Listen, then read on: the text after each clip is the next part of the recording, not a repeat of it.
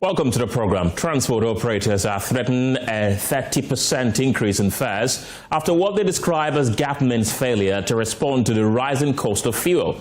The union says rising fuel prices, coupled with the cost of spare parts, lubricants and taxes, are squeezing drivers so badly that some reportedly spend almost their entire daily earnings on fuel.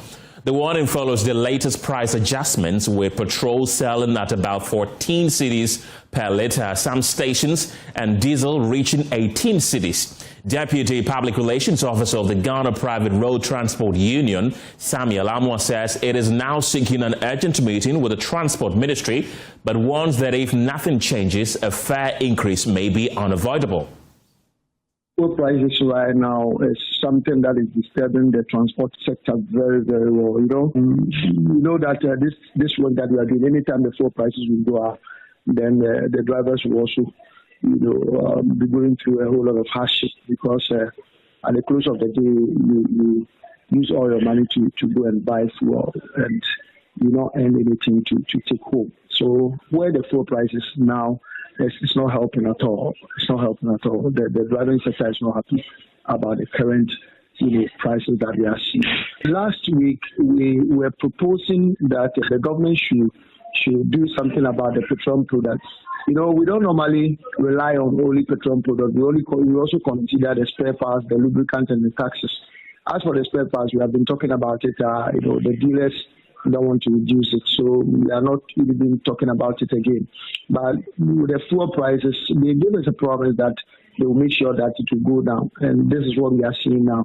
So last week we came out with a proposal that we are giving the government 3 days ultimatum that they should do something about the petroleum product. Else we will also come up with 30% fare increment, of which the 3 weeks that we gave the government ended last Saturday.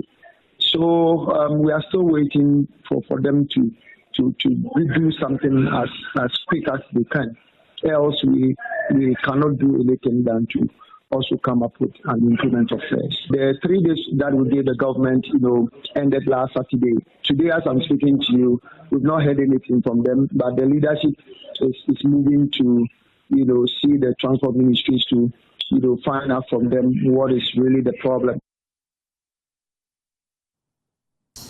Let's get more on this, and my colleague Jason Day of the Joy News Research Desk is joining me in the studio with details. Jason, what more do we have to know about this? So, Ken, you remember just last week, just after the pricing window, last 2 weeks after the pricing windows, OMCs have been increasing their prices for petrol and diesel. And the reason for this they have stated, but then it's shocking as to why they've decided to raise or adjust their prices before or even after a pricing window. It begs the question as to why this is happening, because GOIL has increased their price from 14 cedis 40 pesos, which they had already increased last week, to 14 cedis 60 pesos, which is selling today. That's for petrol. And for diesel, they have increased it to 17 cedis 70 pesos, which has increased from 17 cedis 40 pesos, which they already increased for the second time, even after the pricing window. So this is what GOIL has done. Star Oil has also done the exact same thing. They've also increased their price. If you can go to the next slide. Yes, Star Oil has also increased their price by 30 pesos for both petrol and diesel, even after increasing it last week. So the question here is, why are they increasing after a pricing window, or why are they not waiting for the pricing window before they increase? But then the guidelines already states that what the MPA does is they set a price floor. What that means is that no matter what, you cannot sell beyond or below that particular price. Okay. Those pricing window, that's what the pricing window does. But then these OMCs also have the liberty to increase their price no matter what. There's no regulation as to that. But in the past, that rule, that price floor has helped us, because things were looking bright, things were looking good for OMCs to cut their prices, to the extent that even Star Oil wanted to reduce the price to 9 cedis when the price floor was at 10 cedis. That was just a few months ago. But then now, because of things happening in the Middle East and what is happening to the crude oil price globally, the OMCs here feel like they can't wait for the pricing window, since they have the opportunity, or they can increase their prices without waiting for the pricing window, then they will do just that. Interesting there. Jason Day of Data and Research Desk here at Joineys. Thank you very much, Jason. Well, joining me right now is the Executive Director for the Chamber of Petroleum Consumers, Duncan Amwa. Mr. Amwa, welcome to the program. What is your assessment of the latest fuel price increases?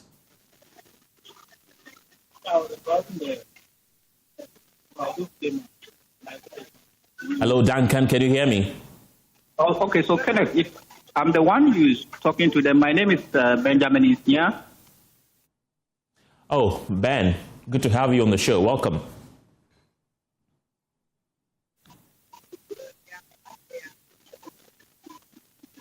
Right, Ben, welcome to the program. I want to ask you the same question. What do you make of the latest fuel price increases? So one, it is against the law because the law mandates BDCs and OMCs to set prices within specific windows, regardless of new prices that may come from the international market. So any OMC or BDC setting higher price based on current price on the international market is acting illegal. And I think that the MPA must enforce this particular regulation.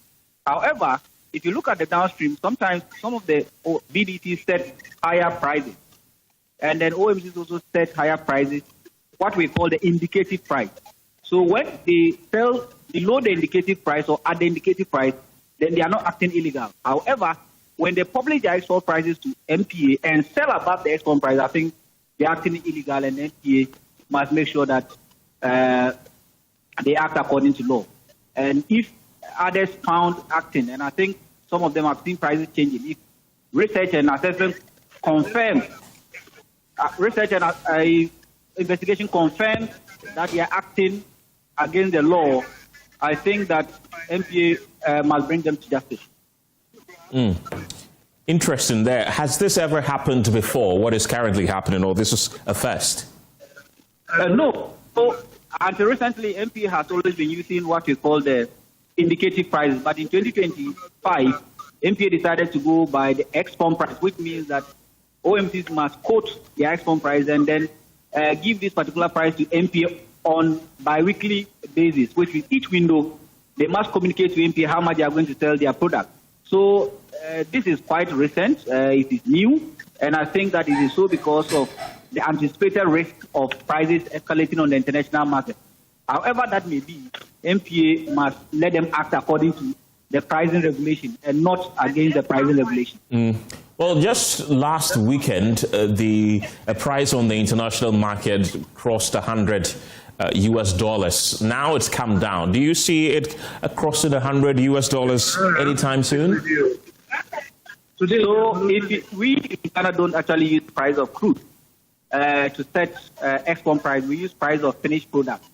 And these prices of finished product used in certain export price are picked, our average is picked within certain periods. As we speak, expectation is that coming 1st of August, which is to be Saturday or so, price of petroleum products will increase. They are going to increase because the average has published over the period has shown some increment in all the price of all the products. So if you take LPG, we take diesel, we take petrol, we've seen an average increment of about 10% on all these products. So based on these averages picked by MPA, the expectation is that price will increase in the coming window. So Ghanaians must brace themselves for higher price of petroleum products, regardless of what happens on the international market, whether crude oil price falls or not. The averages from MPA, based on their price indications, show that price will increase. And this is because all the products have seen their prices surge on the international market. The other side is that when prices increase and prices begin to decline after the 1st of August, maybe the subsequent window will see their prices drop. And you will see prices drop because of what is currently happening on the international market, or after the first pricing window, or after the 1st of August, when MPA realizes that the average. Hello, Benjamin Insia, do I have you? I seem to have lost Benjamin Isia on the line. He's the Executive Director for the Center for Environmental Management and Sustainable Energy there. Well, let's still stay on this and speak to the Executive Director for the Chamber of Petroleum Consumers, Duncan Amwa. Duncan, welcome to the program. I want to pick your assessment of the latest fuel price increases. These are reflections that you get of what is prevailing globally. And of course, I would want to disagree with the earlier assertion that the market is behaving illegally. When you go to a price deregulation program, what the policy clearly spells out is that you must be able to do full cost recovery plus markup. And so for anybody even setting price floor or price ceiling, it is neither here nor there. The price is simply deregulated. What it means is that if the importers go and they get it for 10 cedis, it should be 10 cedis plus maybe their markups or margins to be able to continue to stay in business. So the illegality, I do not see that at play here. Rather, I think that, again, the NPA would have to look at that publication of price floors. It does not help anybody. Within a window, prices have gone up. Diesel by more than 1 Ghana cedi. If you look at where it started from at the start of the window on the 16th and where it is today, almost 18 Ghana cedis, it's done more than 1 Ghana cedi. If the reverse was the case, as I have always indicated, and it should have gone down by 1 Ghana cedi, the publication of the pricing floor would have indicated that they can't go down because you have made it a law as a regulator to stop them from going down. So we rather would need to revise, our practices to ensure that the consumer is not affected badly by this global price movement. But what you see on the markets now is a stark reflection of what is prevailing globally. The only bit that Ghana could do would be to use policy to cure some of these things and not to go after the market as though they have done something particularly wrong. I do think that government could intervene again. We saw that not long ago where government decided that portions of taxes be applied to cushion particularly diesel consumers who currently may be inching up to almost 18 Ghana cedis a litre. Again, petrol is also climbing, but it's not climbed to the levels that I would expect the GPRTU to do at 30%, although the numbers at this point will be indicating that there could be some hikes in fares. But when you look at where they were, prices that were on the market before GPRTU and its members went down on transport fares by 15%, somewhere in August last year, where we forced them to go down. Those prices have climbed back to those levels now. And so if you ask me, probably 15, maximum 20% maybe could be fair, but the 30 we are saying could be an overkill. That conversation, again, we will join. We would also impress on GPRTU and other transport operators like concerned, committed drivers who happen to be members as well, to ensure that we do not just get the Ghanaian in the middle of all of this to be that inconvenience. 30 is quite high, but I do think that government still has a window within which to apply some policy relief to ensure that the prices that we have now could be cooled off a bit so that the consumer gets some relief. If that happens, I'm sure GPRTU would see reason in not going up altogether. But in the absence of that, we're simply asking them to increase transport fares, which of course would increase the cost of goods and services within the country. While we wait for that to happen, though, do you see diesel, for instance, hitting 20 cedis? Because now it's nearing 18 cedis per litre at some filling stations. Do you see it hitting about 20 cedis per litre if nothing is done? As we speak, prices on the plant Argos continue to inch up. Mondays are usually not very steep, but by close of day, of course, if the hostilities in the Gulf continue to persist, if the uncertainties with a blow up of one of those Iranian vessels continue to persist, what it means is that you may not get as much cargo going through the Hormuz and, of course, the Red Sea. And so once that happens and the supply suppression, you are likely to see prices go up. Again, don't forget that anytime crude goes up, because it's a base product for refining, it has a direct effect on refined products. What the refineries only do is to add their tolling margins, which is to say that they're converting crude to finished product. If they add those margins and crude is still high, I expect that prices could be higher. And I expect that by the start of the next window, clearly the 18 Ghana cedis would have been crossed. As to whether we'll get to 20, I don't see that happening, but there's a possibility that we can get to 18, 19 Ghana cedis by the end of the week. Let's stay a while in the Middle East. Would you say that the current prices are justified by the developments on the international market and even by the CD-dollar exchange rate? Indeed, what you have prevailing globally, the geopolitical tensions, which of course, not long ago, there's also the suggestion that Ukraine has even taken part in bombing an Iranian tanker.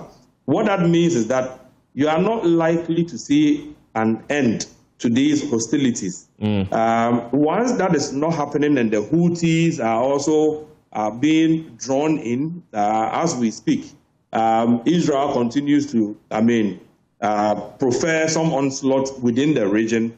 What it means is that you are not probably looking at an end immediately in sight. When that happens, you can have prices cool off. But again, this has protracted beyond February 28th when America, of course, did the first, attack. It is protracted beyond 6 months as we speak. And so for anybody to think that prices will cool off immediately, I do not see that happening. Rather, government could use local policy to cure what is happening on the global stage. If that does not happen, we'll simply be price takers. And again, like I said, the Middle East conflict, the conflict between Russia, Ukraine, the tensions with Houthis and the Yemeni and everybody across the globe, it would simply mean that prices would need to go up. I was of view that government saw this coming, and for which it decided to get some of the refineries, Central and Tor, to process our local crude. But when we met with Tor last week, the indication we got was that they are simply doing a commercial transaction, which is to say that they are paying for real-time prices for the crude, and again, they are also paying in the dollar index. So back to the question of the cedi. Just a week ago, the cedi was struggling. If you put that together with international benchmarks going up, the effect is what you are seeing at the pumps. But I am hopeful that the government will come to some decision on how to intermediate so that we do not get to the 19, the 20, and again the 15, the 16 for petrol and diesel. If that happens, I do not see how government could be able to cool it any further because, again, the cedi is dragging, international benchmarks also dragging on prices. Not long ago, we saw government intervention in the petroleum sector. What options are available on the table for government now if it is to intervene? I would want to call on the Energy Ministry to take a stronger view of what is happening, ensure that whatever crude trading or transaction that is pertaining currently between the two major refineries and GMPC and its partners does not continue to be dollar indexed. Because once that happens, anytime there's a drag on the cedi or cedi depreciates, the refineries would need to factor into their pricing because they will need to be able to pay for the crude that they are processing. Again, if you also are doing strictly commercial and you are not intervening with the crude with a view to cooling off prices on the local fuel market, you are simply asking them to trade as the BDCs also trade from the international market. So government will need to look at it again from the side of supplying crude to the local refineries. Again, government still has the option of intervening with some of the taxes, like it did not long ago. Thirdly, government should look at the strategic reserve program and ensure that we do not continue to sleep on it. Put some few percent somewhere that you can have a program where in times when prices are lower, government can use that fund to buy and store products with the bulk oil storage and transportation to ensure that when you get to such times when prices are looking quite steep on the international market, government could intervene with already refined products that they can put out for the OMCs to be able to contain prices. Any of these three propositions, I'm sure government could intervene positively on the market. You spoke briefly about the Tema oil refinery. Should I take it to mean that realistically, TOR cannot help bring down the cost of petroleum products in the country as we speak right now? If we are not, as it were, intentional about giving TOR crude that probably is benchmarked favorably, and again, crude that we are asking them to sell and pay for in the local currency, and it continues to be dollar indexed, you are simply telling them to behave as a commercial concern, and I do not see how, if they are to do the commercial things, they will sell cheaper than the BDCs bringing products. Although, again, realistically, they will be able to cut off or shave off the logistical cost involved with, vessels, premiums, insurance, and all of that. They can cut that off. But if you continue to ask them to pay for top dollar, for the crude you give to them, you're simply asking them to also factor the forex differential or the cedi's performance. And that would mean TOR might not be able to do much, Central might not be able to do much. So there needs to be a revision of strategy as far as the crude we're giving to these local refineries is concerned. If that is done, they might be able to get you fuel at, say, 50% lower or even a cedi lower to the market. But if you do strictly commercial, you are simply asking them to behave just like any other commercial entity, Dangote, or the refineries out there in Europe would have to behave. We've seen how volatile petroleum products have been on the international market. What should consumers expect in the coming weeks? Are we likely to see further increases, or is there room for some relief, you think? Where you find yourself, you are entering into the peak period of demand. Don't forget that people would begin traveling across the world. Importations would begin to get steeper as you get towards the end of the year. So around these periods, you get fuel prices, even without the tensions in the Middle East, going up naturally. And where now you have the supply suppression also happening because of the Middle East tensions, the writings are simply pointing to a time where you end up paying a little more on the market. And for which reason, again, I am reiterating for government to step in, to intervene, to ensure that the cost of diesel particularly does not get out of hands. Duncan Amwa is the Executive Director of COPEC. Thank you very much for your time this afternoon. Thank you for having me.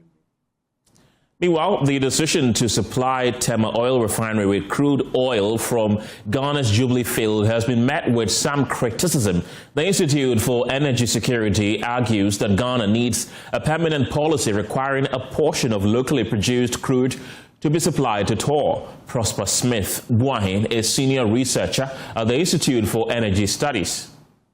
But in the long term, as you are saying, it took decades for us to be at this position. So we don't expect 3 million barrels of crude delivered to TOR and refined to automatically change the entire dynamics. We will have to, that is what IES called. If you realize, IES will take call, and we are making that call insistently, that we need to have a legislative instrument that will ensure the sustainability of what the Jubilee sweet crude oil delivered to TOR should be. It shouldn't be that when it is politically convenient that the president will take that action or the sector will take that action. We saw the first term of President Mahama in 2016 delivering such crude to TOR, but then it just ceased. It didn't happen again. And revert back, all those gains that were made at that time was eroded. Today, the president has done the same, but as to whether that is just by the whims of his power, that is also a question that we need to interrogate further, and that is why IES is calling that let there be a legislative instrument, as it is in Nigeria, as it is in Malaysia, as it is in Indonesia. Indonesia, where they have a domestic market obligation, which will mean that anytime Exploko is lifting fuel or lifting their crude, they have a percentage of it. It could be that the percentage will be a case-by-case basis or period-by-period basis. It may not necessarily be fixed, and that will go a long way to help us. Well, President John Mahama is pushing for the speedy passage of the Code of Conduct for Public Officers Bill currently before Parliament, saying the legislation is critical to strengthening integrity and accountability in public office. Civil society organizations have for years called for the passage of the bill, which seeks to establish clear ethical standards and obligations for public officers. Delivering remarks on behalf of the President at the launch of Parliament's National Integrity Awards, legal counsel to the President, Marietta Brew, said the Mahama administration remains committed to upholding the highest standards of integrity in public service. I read recently from Ghana Anti-Corruption Coalition that we lose about 3 billion cedis annually through corruption. What it means is that institutions of state, institutions of government cannot be strengthened with money. What it means is that the first step to strengthening our institutions is integrity and ethical leadership. On the part of government, we have two very critical initiatives that we have taken up. In fact, recently, Cabinet has approved what we call the NECAP, that is the National Ethics and Anti-Corruption Action Plan, to replace the National Anti-Corruption Plan, which expired in 2024. And that, I believe, has been or will be submitted to Parliament very soon. Also before Parliament is the Code of Conduct for Public Officers Bill, which will direct all public officers on the kind of leadership we want to see in public service. And there will be consequences for those who flout the law. And I believe that very soon Parliament will deal with these two very important initiatives. Meanwhile, former Supreme Court Justice and Chairman of the National Integrity Awards Committee, William Atuguba, has raised concerns about what he describes as deeply entrenched corruption across various sectors of the Ghanaian society.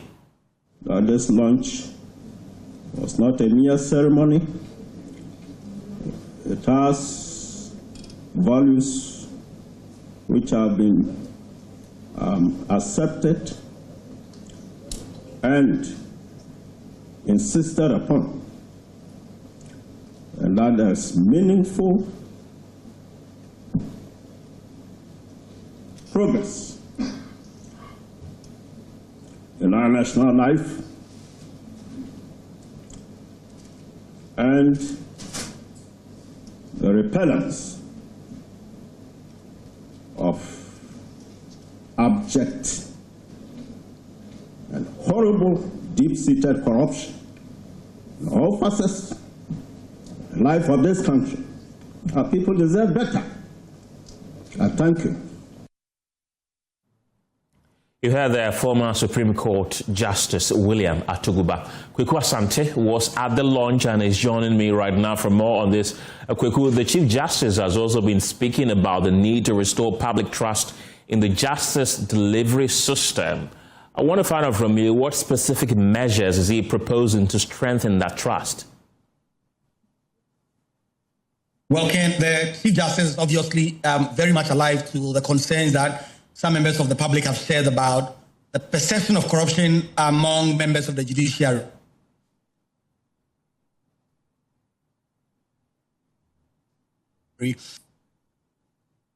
According to the Chief Justice, one of the surest way for judgments or decisions of the courts to be respected and complied with is for the public to believe that the courts are acting with integrity.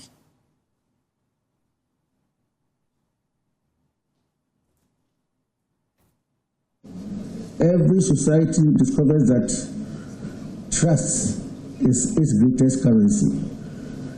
And once trust disappears, institutions begin to weaken. contracts lose meaning, public confidence erodes, justice itself becomes suspect. As Chief Justice, I know that the judiciary depends upon one thing above all else: not buildings, not budgets, not even judgments. It depends upon public confidence.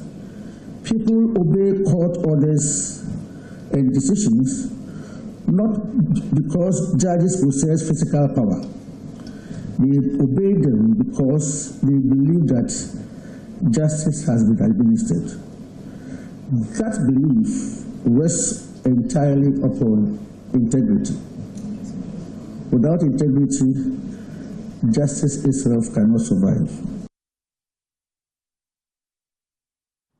Kweku Asante is still with me. Kweku, one of the awards to be presented under the National Integrity Awards is the rather intriguing Vulture Award. What exactly is the scope of that award, and who is it intended to recognize?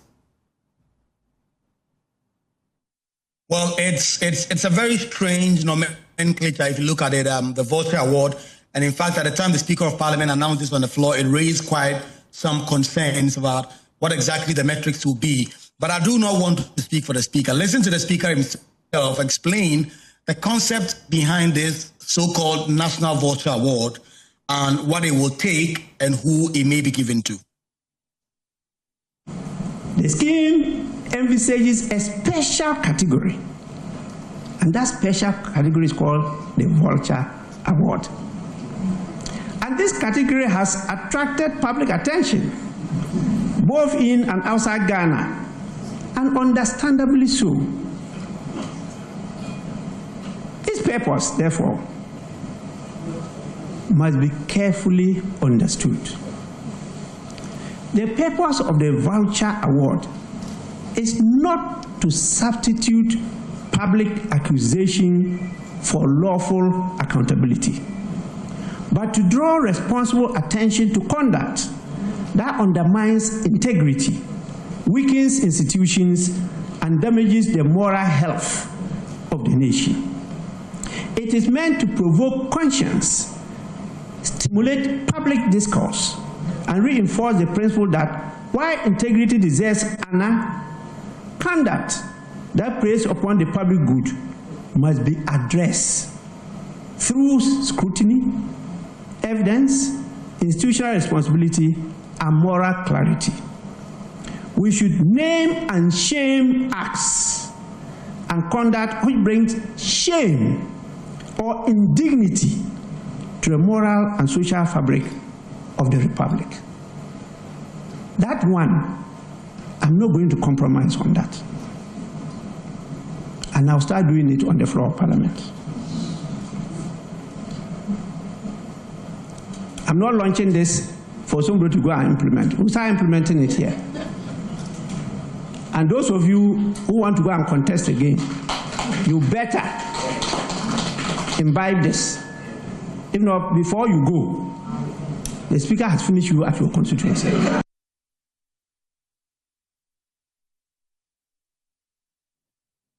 Away from Parliament, 1 year after joinings exposed the drug ghettos of Thinker Island and Colombia in the Ashanti region, a follow-up investigation has uncovered a disturbing shift in Ghana's drug trade. Illicit drugs are being concealed in everyday food and drinks consumed by young people. Here are excerpts from Joy News' Hotline documentary titled Deadly Doses, Part 2, produced by Nana Akufo-Addo.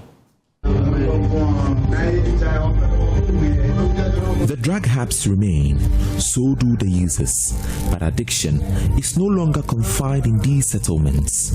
It is spreading into schools and university campuses, into everyday food and drinks, and, increasingly, into the lives of young people who may never set foot in a drug ghetto.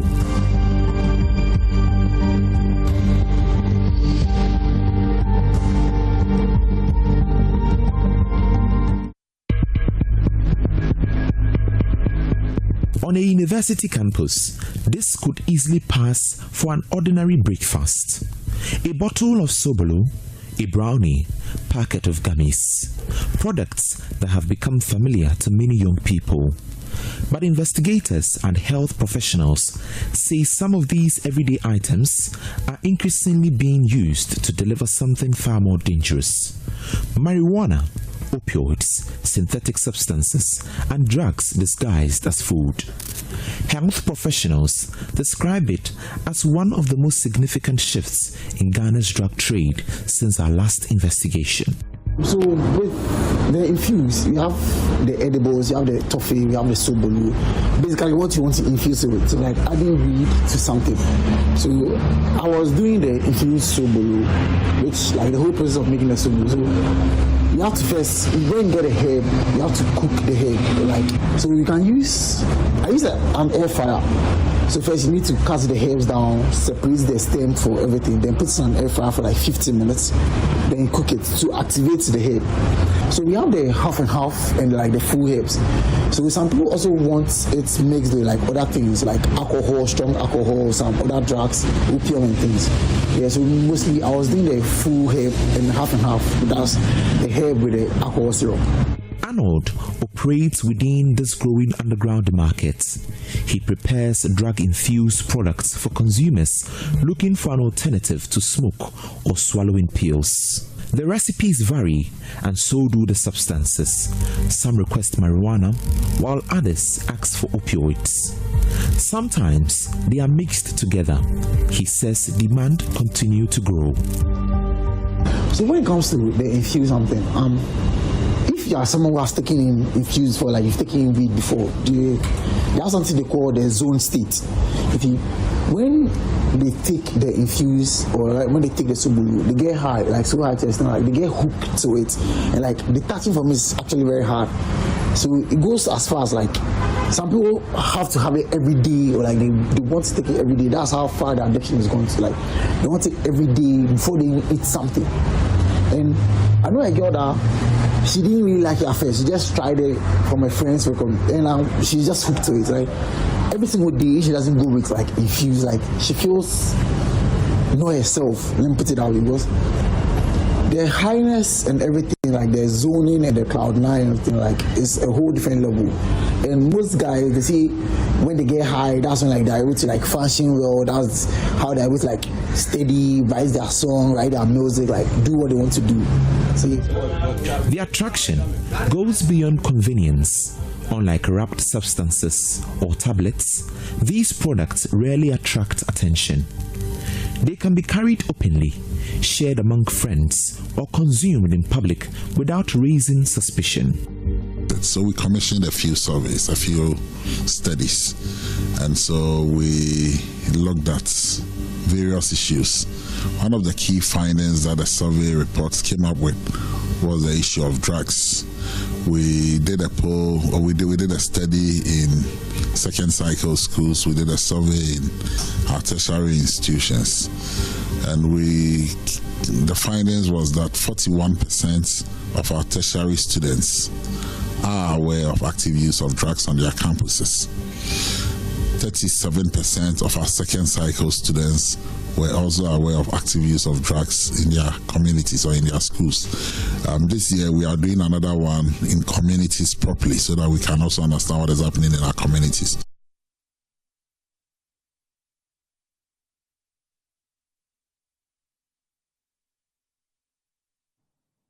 Well, let's get more on this. And joining me in the studio right now is the spokesperson for the Interior Ministry, Julius Kwame Anthony. Also, the Deputy Director of General IC Enforcement and Control Elimination at NACOC, Alexander Chumberima, will also be joining us via video link. But let me begin in the studio. Anthony, you're welcome. Thank you very much. First of all, has your ministry cited this documentary? Oh, yes. I think that we are contributors to the production. Okay. The minister was interviewed as part of the production of the documentary. So we are well aware. What do you make of it as a ministry? What do you make of these disturbing revelations? I think that it lends credence to the Honorable Muntake's approach to national security, that we must move from viewing national security as only maintaining law and order and protecting our, territorial sovereignty, to human security and focus on the protection of our young people, and ensure that we must take steps to make sure these drugs don't make their way to them in the first place. And in the case where it makes their way to them, the state must have a stake in rehabilitation. That is why there's a cabinet memo presently, being led by the minister to ensure that drug testing is part of the public service regime. We piloted it with the security services recruitment. It was misunderstood to be just a way to eliminate some people, but it is to ensure that at least we bring in some inherent deterrence at the individual level, for the consumption of these substances, while law enforcement is ensuring that we eliminate the entries. It's quite interesting that you mentioned that you introduced it or gradually introducing it in the public sector, but around this documentary, all the people there are in the informal sector or the private sector. How is the ministry going to ensure that these people who are the most affected get protection of some sort of? I think that you are in error if you think they're in the public sector. If you pay attention to the documentary, it was introduced to some people in schools. I'm quoting what you said. But what you said is not error. We are looking at one of the ways to deter from the onset. For example, parents, communities, they are stakeholders. One of the things they will tell you that if you are doing this thing, this is where it will lead you at the individual level. Because law enforcement must prevent it from entering, the communities. But at the individual levels, there must be some incentive to want to avoid this. And part of that is why we are bringing these measures. If the things are introduced in schools, 41% of students in tertiary institutions are aware of the presence of these things on campus. If you come to second cycle, we have, I think 30% or so, 20 to 30% of them are aware of the presence of these things. There is the need for the states to now bring some focus to these things. Last year, the Ministry for Youth, in partnership with, some organizations, led the Stop Red campaign. I think that we need to decentralize that campaign. It shouldn't be seasonal. That is why if you look at the work NACOC is doing in partnership with the various tertiary institutions, the guidance and counseling units, to bring prevention of drug use on campuses as well. So those are the ways we can tackle it at the individual level. At the role of government in prevention, I'm glad that the Deputy Director General of NACOC is here. A lot of work is going on. He will tell you the details, but I can say, for example, that if you look at the intrusive body and baggage scanning systems that we have in the country, of course, they are not the most impressive so far. This administration is improving that, and I guess hopefully we'll be receiving more of them at our various entry points. You realize that through the effective implementation of NACOC under his leadership and his boss, we are expanding the administration and presence of NACOC all over the country. There were 7 districts when this administration took over. We now have over 77 of them with the aim of achieving at least 2/3 of all our districts covered by the end of next year. So I think that by the end of the administration, NACOC would have a lot of presence. Drug abuse and drug control must always be intelligence-led. And anything that is intelligence-led must have boots on ground one way or the other. Right. Because you need to seek information, you need people reporting and all of those things. So what we are calling for is that while government plays its role, expanding the administrative and logistical scope of NACOC, we are asking that individual communities also play a role. See the way they are transmitting these things. When someone is eating cake, ordinarily, what would be the incentive of the states to want to look into the cake and see what is in the cake? If someone is drinking Sobolo, what would be the incentive of the states to want to look into what is in the Sobolo? So at that level, we need community compliance, we need individual compliance, we need families taking a stake in fighting this menace. And without community compliance, without families and individuals supporting the states, I do not think that we can win this fight, no matter how sophisticated the state gets. One of the places that this is more prevalent is in our schools, universities. For example, there are some public universities which have strong enforcements there that if you are caught abusing drugs, you will be expelled. Is that something that the ministry is in agreement with? Well, I don't think that expelling necessarily solves the problem. But what the schools also want to prevent is a situation where one individual is able to affect all the other people. So people must be aware of the consequences that come out of these things. we think that there must be education that leads to prevention of the conduct in the first place. That would be the most appropriate way. But I can understand the schools as well, if they are quite drastic about wanting to prevent the prevalence. There's one of the schools, for purposes of not scandalizing them, I will not mention the schools, that it was found that it was students who were the active traders of this thing. Students were selling to students in some of these schools. So if you are heads of these institutions, you become worried, you become concerned about the situation where students are the ones trading in this. If it were just the use, you may be a bit reserved about the sort of sanction you want to bring.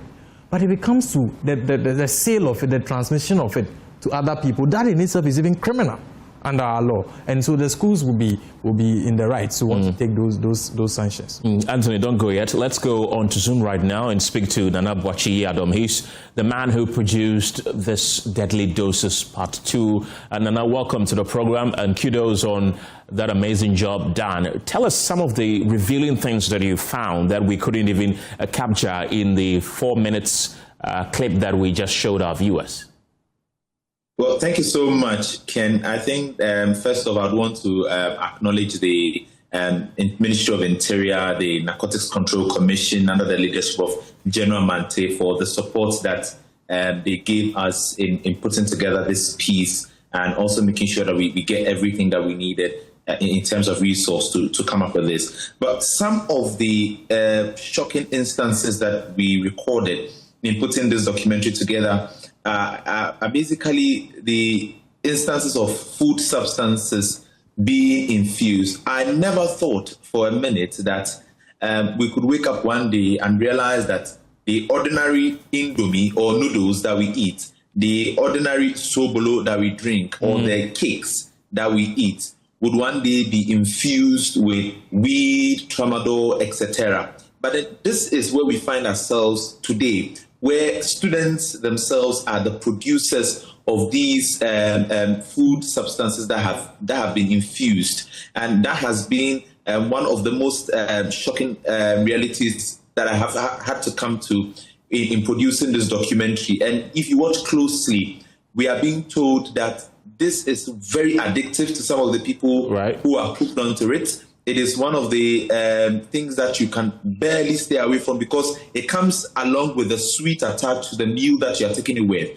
And so it's very difficult for you to move yourself out of it. So these are some of the shocking instances that I think we are able to capture. Not all got into the documentary. For instance, the noodles and the shito, we could not capture everything, but these are real situations on the ground. That's quite interesting. So, Nana, help us understand the indomie that is infused with these illicit drugs. What is it? What does it do? What do they tell you that it does? Well, I can see the surprise in your question, because I asked, say, what does this do for you? Now, there are some people who do not want to consume the weed in its natural form. So you don't want to have the herbs wrapped with the paper, fold it, and then put on the matches and then smoke. There are some people who don't want to take in the pills, the tramadol. They don't want to consume it just like that. Because they are so addicted, they want to have it every day. And so even in some instances, without taking them directly, they want to add it to the food that they eat. That is the rate at which people get addicted to some of these things. That a day without taking it, he has to get it inside the food that they eat. And I was just speaking to some students a while ago who, after watching the documentary, decided to call and share their experiences. And we are being told that this time around, it is not just even the noodles, rice, jollof rice that you eat, fried rice. When you go to campus, you can get to acts of a place where you can buy infused jollof rice, and you'll be directed to go and buy infused jollof rice. And so the addiction is what leads to some of these instances where people do not want to leave it, but then get it inside their food. So these foods are available upon request, if I get you. Exactly. And so, Ken, for instance, the cake, if I know a dealer or somebody who produces the cake, the person makes the raw cake without infused weed or tramadol, and then mix the other with the infused weed or tramadol. So you go, and then upon request, you're given the one that is infused. And I must tell you that these are very, very expensive. The cakes, for instance, is being sold, one piece is sold for 50 Ghana cedis. And so it's not easy like that. For you to be able to get the little money and then go and buy a piece of cake for 50 Ghana cedis just to satisfy your cravings of addiction, it's very wild. Nana Boachi-Adom, thank you very much. He's the producer of Deadly Doses Part 2. Let's come back in the studio. I still have Julius Anthony with me. Julius, as a kid, just across where I lived, there used to be what they call ghetto. Yeah. We used to see police raids once in a while. They raid the place, arrest people and all that. Is it still done? Is it something that is still ongoing? Do the police sporadically raid some of these places? They always raid. Okay. When was the last time there was such a raid? Oh, in fact, not long ago, with collaboration with the Ghana Navy, the Narcotics Control Commission clamped down on the transport of weed. Okay. You know, they use these traditional boats, so you think they are going fishing, and then they are transporting these things. The Ghana Navy and the Narcotics. Where do they transport them to? Well, I think it's across the border. So they transport it outside of Ghana? In and out. For commercial purposes? You would not know, but definitely if it is without authorization of the states, then the purpose is illicit. And so those raids were carried out. They were able to clamp down on the individuals. Even at our entry points, think 15 million tablets at Takoradi Port, 20 million at Tema Port, all of them. So these raids still happen to prevent the entries. Okay. But the ghettos, you see, the challenge with the ghettos, if you asked me, is that when you get to the ghettos, it means the thing has already gotten to the end point. Right. And some of those people you clamp down on are typically addicts. The solution to them is rehabilitation. There is currently a conversation ongoing, I think interministerially, being discussed that state housing would provide a facility so that we can have a national rehabilitation center. Most of them that we have around are private, which comes with extreme cost. While we prevent the entry of the drugs into the country, we can't just abandon those who are already hooked on it. If you watch the documentary, I felt sad, very, very sad last night when Boachi sent the video to me. These are people crying out for help. And they can only get that help if someone intervenes. And so the state is going to take an active participation in the rehabilitation of these people by bringing on a center. We can deal with it from all those angles. And often, I think that is the last thing that people consider, the rehabilitation, the people who get hooked on it, because it appears that, not that it appears, they are really addicted to it. Yeah, but what you will notice is that there is this, poignant recantation of the entry in the first place. They regret it if you listen to them. Yeah. The problem is that even with the regret, they are unable to stop. And you see them literally saying that unless somebody helps us. One of the video, you see that guy is literally worn out, saying he fears he might die and he needs someone to step in. And the states must play a role. We all agree to that. And I think that this Interior Minister, the Honorable Muntake's approach to this matter would eventually bring us to that point. When you listen to the experts, the complaint is that we don't even have enough of the experts who help in the rehabilitation in the country. And that stems from the fact that how have we viewed national security in the past? Did we view it to include human security, the risk that people who get addicted to these things are a loss to the nation? This minister views it that way. And so gradually we will get to that point where the state plays an active role. But eventually what we need to do is to ensure that the rehabilitation cases are less by blocking the entry point. You talked about the people who try to smuggle some of these drugs across our borders and all that. What has become of those people? Have they been arrested? Oh, of course. NACOC is pressing charges against those people. There are over 100 cases presently. One of the things that we have been able to achieve is that with collaboration with the judiciary, there's a dedicated court that sits on narcotics issues. I think Mondays to Fridays, I think from 1 p.m. There's a dedicated court that sits on narcotic cases. So we prosecute all these matters. Yeah. Are they all Ghanaians, or you can't tell? I can't tell that all of them are Ghanaians. I can't tell. I don't have the nationality breakdown. Okay. Right, let's go on to... but DG is here, so he will tell you. Exactly. Yeah. Let's go on Zoom right now and speak to the Deputy Director General at NACOC there. Welcome to the program. Grateful for your time this afternoon. Mr. Chumberima, do I have you? Yeah, good afternoon, sir. Welcome. First of all, I want to pick your initial reaction to the documentary done by my colleague Nana Boachi-Yadom. Have you chanced upon it? Yes. In fact, they sent it to me, but unfortunately, I've not been able to watch everything. But because I have an idea about the first one or the last year one, I know it's on the same tangent. So, and I even this afternoon, I'm just from a meeting. And in that meeting, I was commending Multimedia or Joy FM or Joy News for the good work or the support that you've given us when it comes to this documentary. Right. Having that last year and also repeated it to show how far we've come since the last one. It's quite good and you need to be commended. We are urging several other media houses to emulate whatever you have done. Okay. And to get to the barest minimum of this fight that we are fighting. Yeah.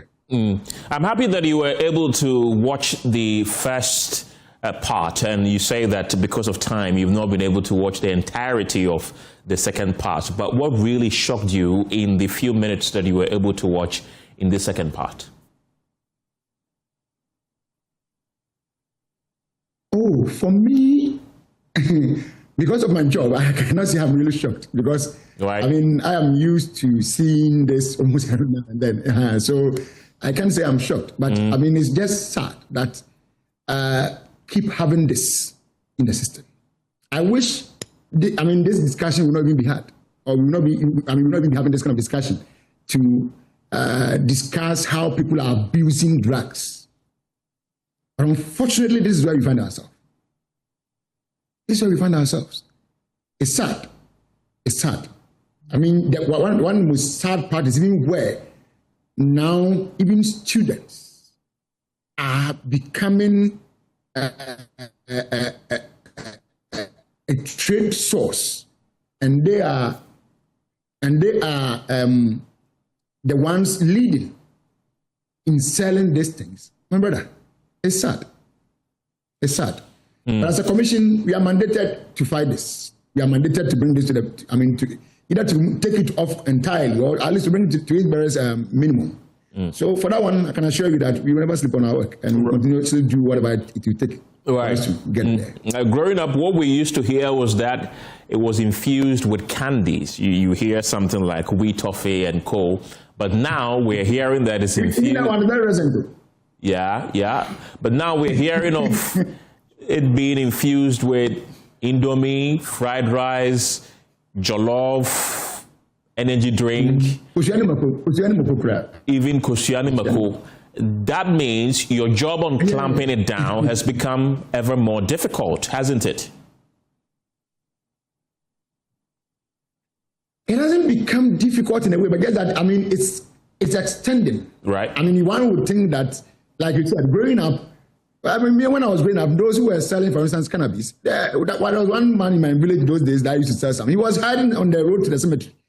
That people have to go to the bush and go and get him there and buy these things. Right. But the point is, where did we get to?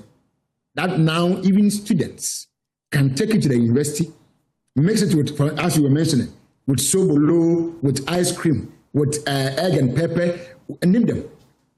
And they are selling it to other students. That is where the challenge is. It's not an outsider. It's not a lecturer. It's not a university staff who is selling it to you. Rather, fellow students are selling it to their colleagues. How? But the good thing is that all those who get themselves involved in these things and are picked, prosecution is your next option, whether you like it or not. And let me sound this more or less a caution to parents.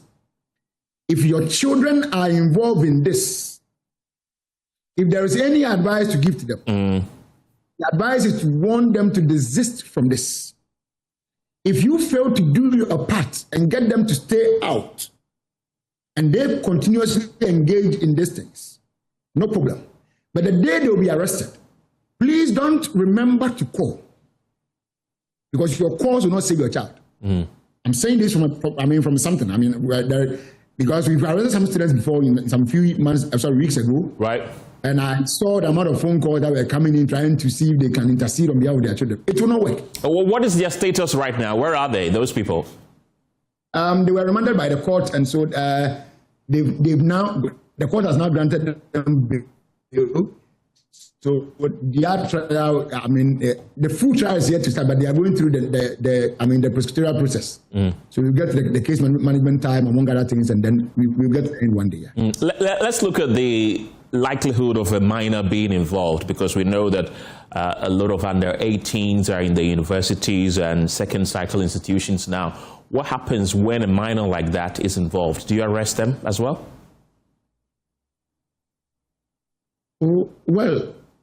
Having been in office for almost a year and a half now, I haven't encountered a minor who has been arrested by my officers and brought here. But should we find one, we will basically liaise up with the appropriate authorities and then get the person through the counseling and other processes. Well, the campus is an easy place to go. You can just walk into the campus, any campus of your choice that you suspect activities like these are ongoing. But what about places outside the campuses, a place that nobody suspects? How are you able to fish out these individuals who are hiding in these places that we call ghettos to bring them to book? Okay, so what happens is that with NACOC, we run intelligence-led operations. Okay. So in most instances, through our intel, we are able to locate them and they are arrested in the course of their business. Because you are definitely going to be prosecuted. We can't just arrest you without having enough evidence against you. Right. So, and again, let me say this: that normally, the normal operations being done by NACOC, we go after not actually the users. The users, we assess them because we take it to be a medical condition. So we assist them with counseling and other things to get them off.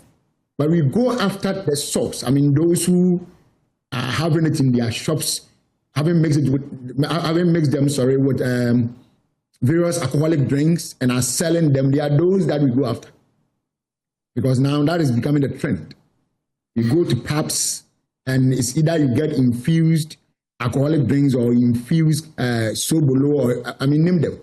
Different things. Right. That is what we find. But those ones, we normally, like I said, we arrest those who are behind it, those who are bringing them to those ghettos, those who are hiding them in some kind of storage points and are getting intermediaries to get them to the ghettos. They are those that we normally arrest. Okay. So that is how come.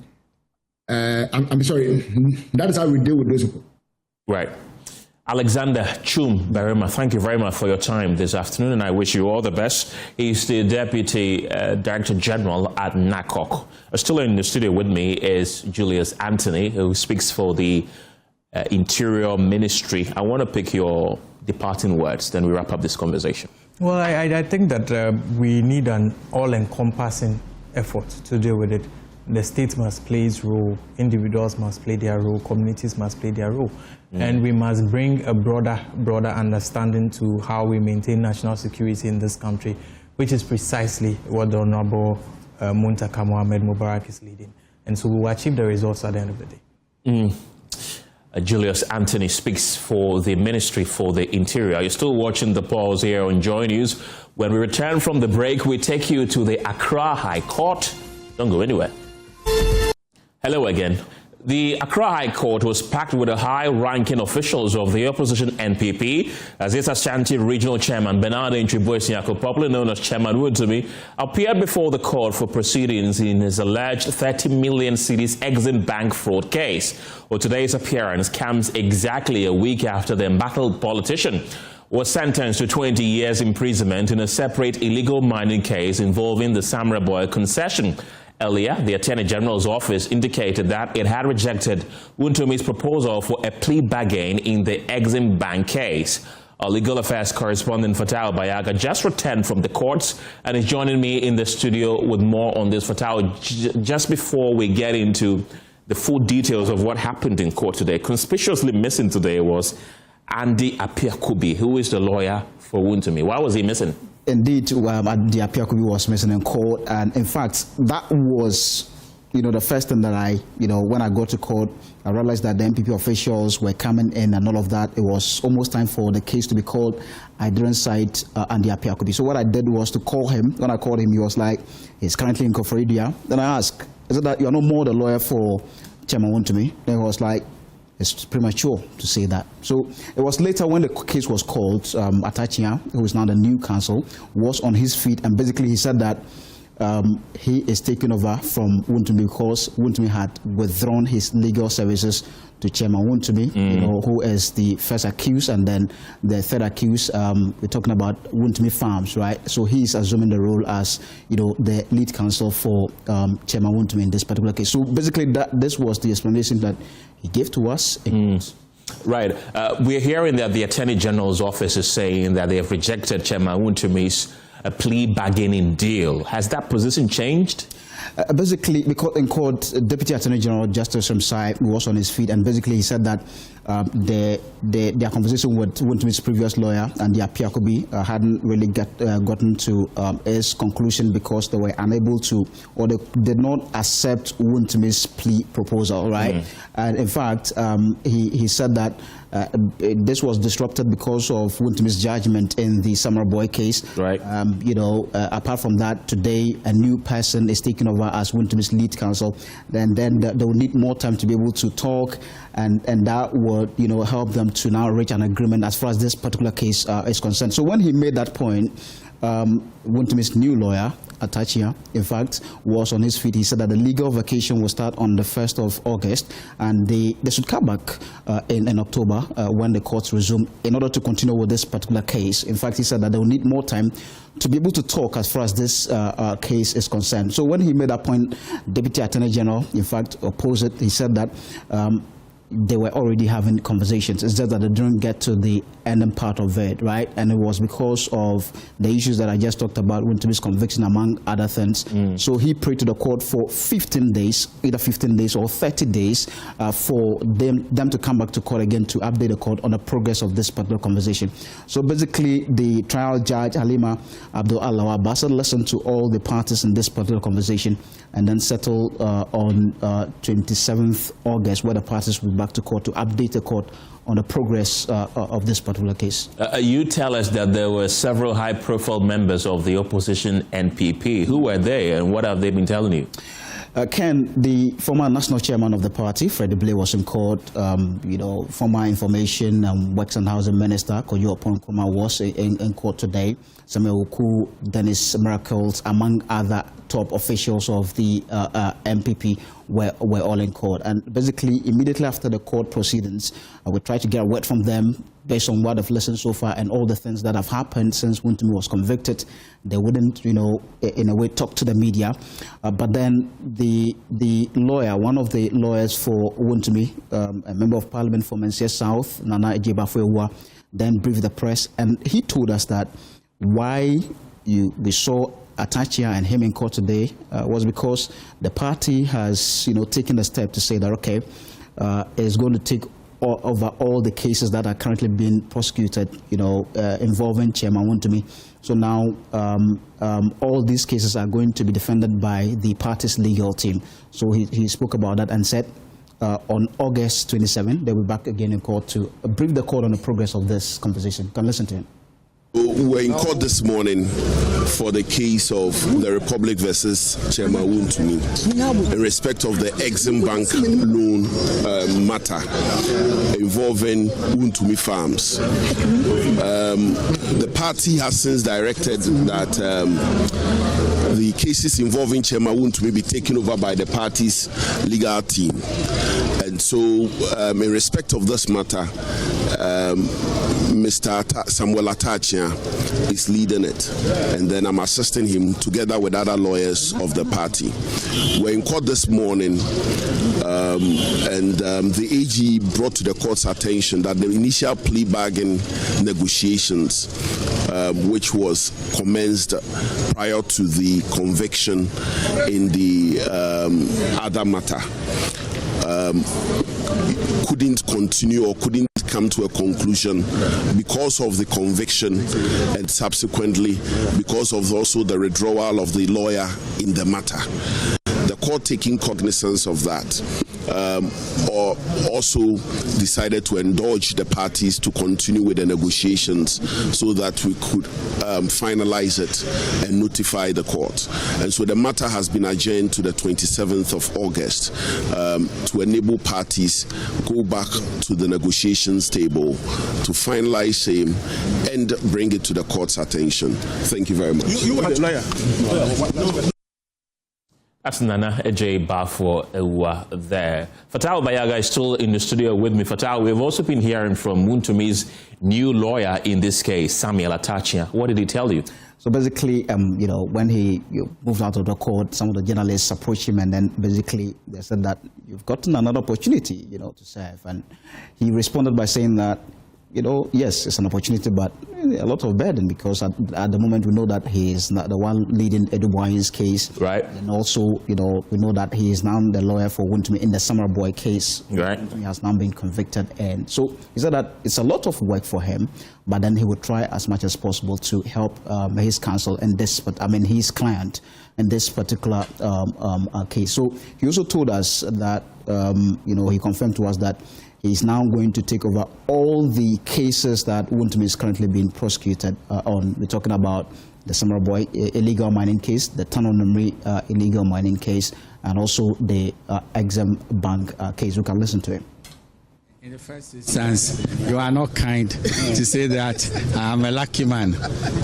You've put more work on my shoulders. But essentially, the judge agreed. And Honorable Deputy Attorney General Sremsa also agreed that you attempt a plea bargain and then come back to the court and announce it. So we'll take up that initiative and see whether we can broker a deal, and that matter will come to an end. So that is what happened. Yes, indeed. And all the cases associated with Wuntumi have taken over, and then we'll see how we prosecute them. Away from the courts, government says it has received the body of one of two Ghanaian nationals who lost their lives during the recent xenophobic attacks in South Africa, with efforts still underway to repatriate the remains of the second victim. The Minister for Foreign Affairs, Samuel Okudzeto-Ablakwa, disclosed this while briefing journalists at the Accra International Airport earlier today, where he joined officials from the ministry and security agencies to receive a group of Ghanaians evacuated from South Africa. Well, the minister assured the families of the deceased that government remains fully engaged with South African authorities to ensure the second body is returned to Ghana as soon as possible. The South African authorities that the two Ghanaians, Mr. Bashiru Isaac and Mr. Kojo Enchi, they are to be justice, and we will continue to demand thorough investigations, arrests, and prosecution of those who killed our beloved two compatriots, Mr. Bashiru Isaac, whose body we have received, and Mr. Kojo Enchi, whose body we are yet to receive. That's Foreign Affairs Minister Samuel Okudzeto-Ablakwa. Stephen Mensah was at that event and is joining me in the studio with more. Stephen, welcome. A minute's silence was observed for the Ghanaians who sadly lost their lives. Yeah, so Kenneth, it was one of the solemn moments at that event.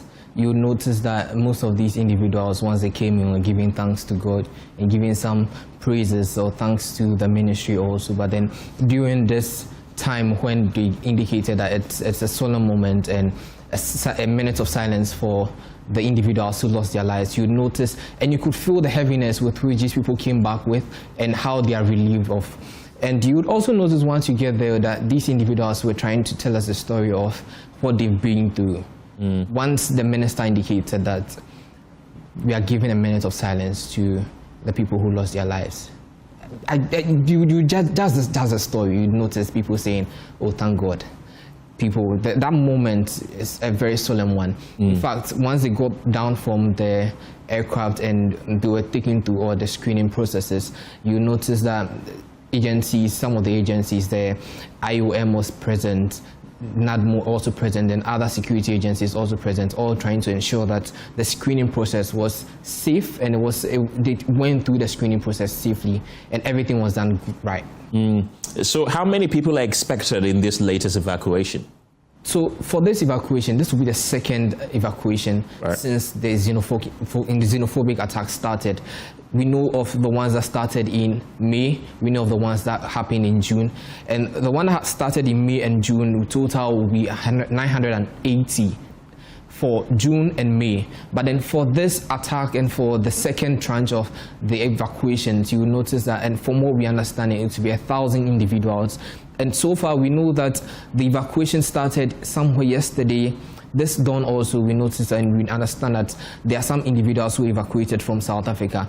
So, and we understand, and the information we are getting is that later this evening also there will be another evacuation. So more people expected this evening for the evacuation. So total, we understand 1,000 of these individuals will be returning home back here in Ghana. Announce that, as we did for your compatriots who came earlier in the first round of evacuations, we are going to hand over to you travel allowances. We will also hand over to you reintegration allowances to everybody.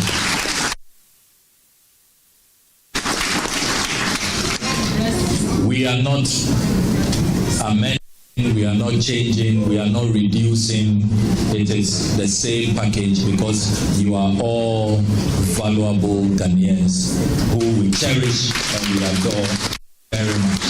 You do not have to continue to worry after all the trauma that you have gone through. I also want to assure you that those of you who have left behind properties, you've left behind shops, valuable assets, we continue to engage with the South African authorities, and we have put together a legal team. You are aware of our petition at the African Union, and we are going to explore all available channels to make sure that this clear violation of your fundamental human rights, the deprivation of your properties, your life investments, that you are well and duly compensated.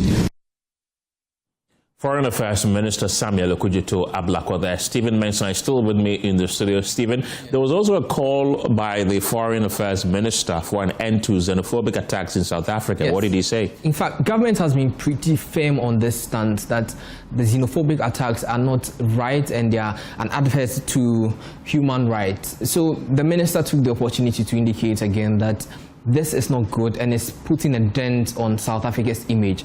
We can listen to him again, tell us about and call for an end to the xenophobic attacks. Last week, President Mahama granted audience to a special delegation sent by President Ramaphosa to come explain the migrant crisis and to seek rapprochement and to seize and ease tensions. That was the objective of the visit, as we were told.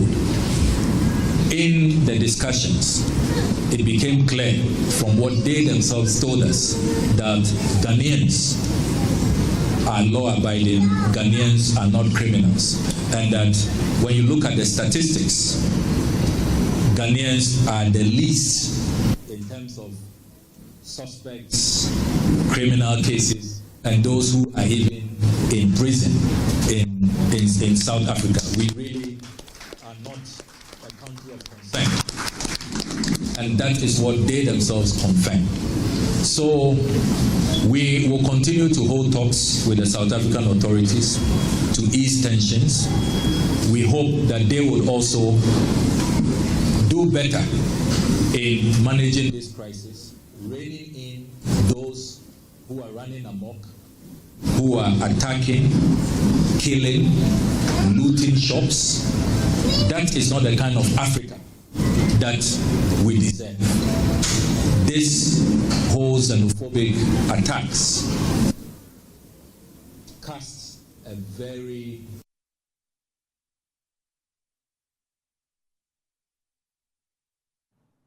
Away from the Accra International Airport, let's do some politics, because fresh data from research firm Global Info Analytics is suggesting Ghanaians are dissatisfied with the implementation of two of government's flagship policies, the Women's Development Bank and the 24-hour economy policy. Using a scale of 1 to 10, with 10 representing the highest rating and 1 of the lowest, respondents scored the Women's Development Bank 4.6 out of 10, while the 24-hour economy received an even lower rating of 4.2. The survey, however, found stronger public support for other government initiatives. The no academic fee policy emerged as the highest rated program with a score of 6.1, followed by the Big Push at 6, tax relief measures at 5.8, and the National Apprenticeship Program at 5.5. The poll also examined public opinion on the proposed regional tribunal. To help us unpack the findings and what they really mean, I've been joined on Zoom by the Executive Director of Global Info Analytics, Musa Dankwa, for more on this. Musa, welcome to the program. Before we examine the findings, help us understand how this poll was conducted. What methodology did the Global Info Analytics use for this baseline telephone survey? Right. Thank you very much for having me. Over the years, we've collected telephone numbers of voters across the country in every region. And the plan is that we're going to be tracking the views of these voters over a period of time. So this is the first baseline poll that we conducted. We placed calls to these people in all the regions based on the number of people who vote in that region. And then when it came to those regions, we also further assigned the sample to political parties based on their strength in each of the regions, which we have data for that we have. So, for example, in Ashanti region, more of the calls will go to MPP voters and more to the floating voters and then to NDC. And in that order, in Volta region, more NDC than MPP, than floating voters and MPP. So we've done that because we have a record of average party affiliation of all the people in the region. So that is also kind of weighted in that order.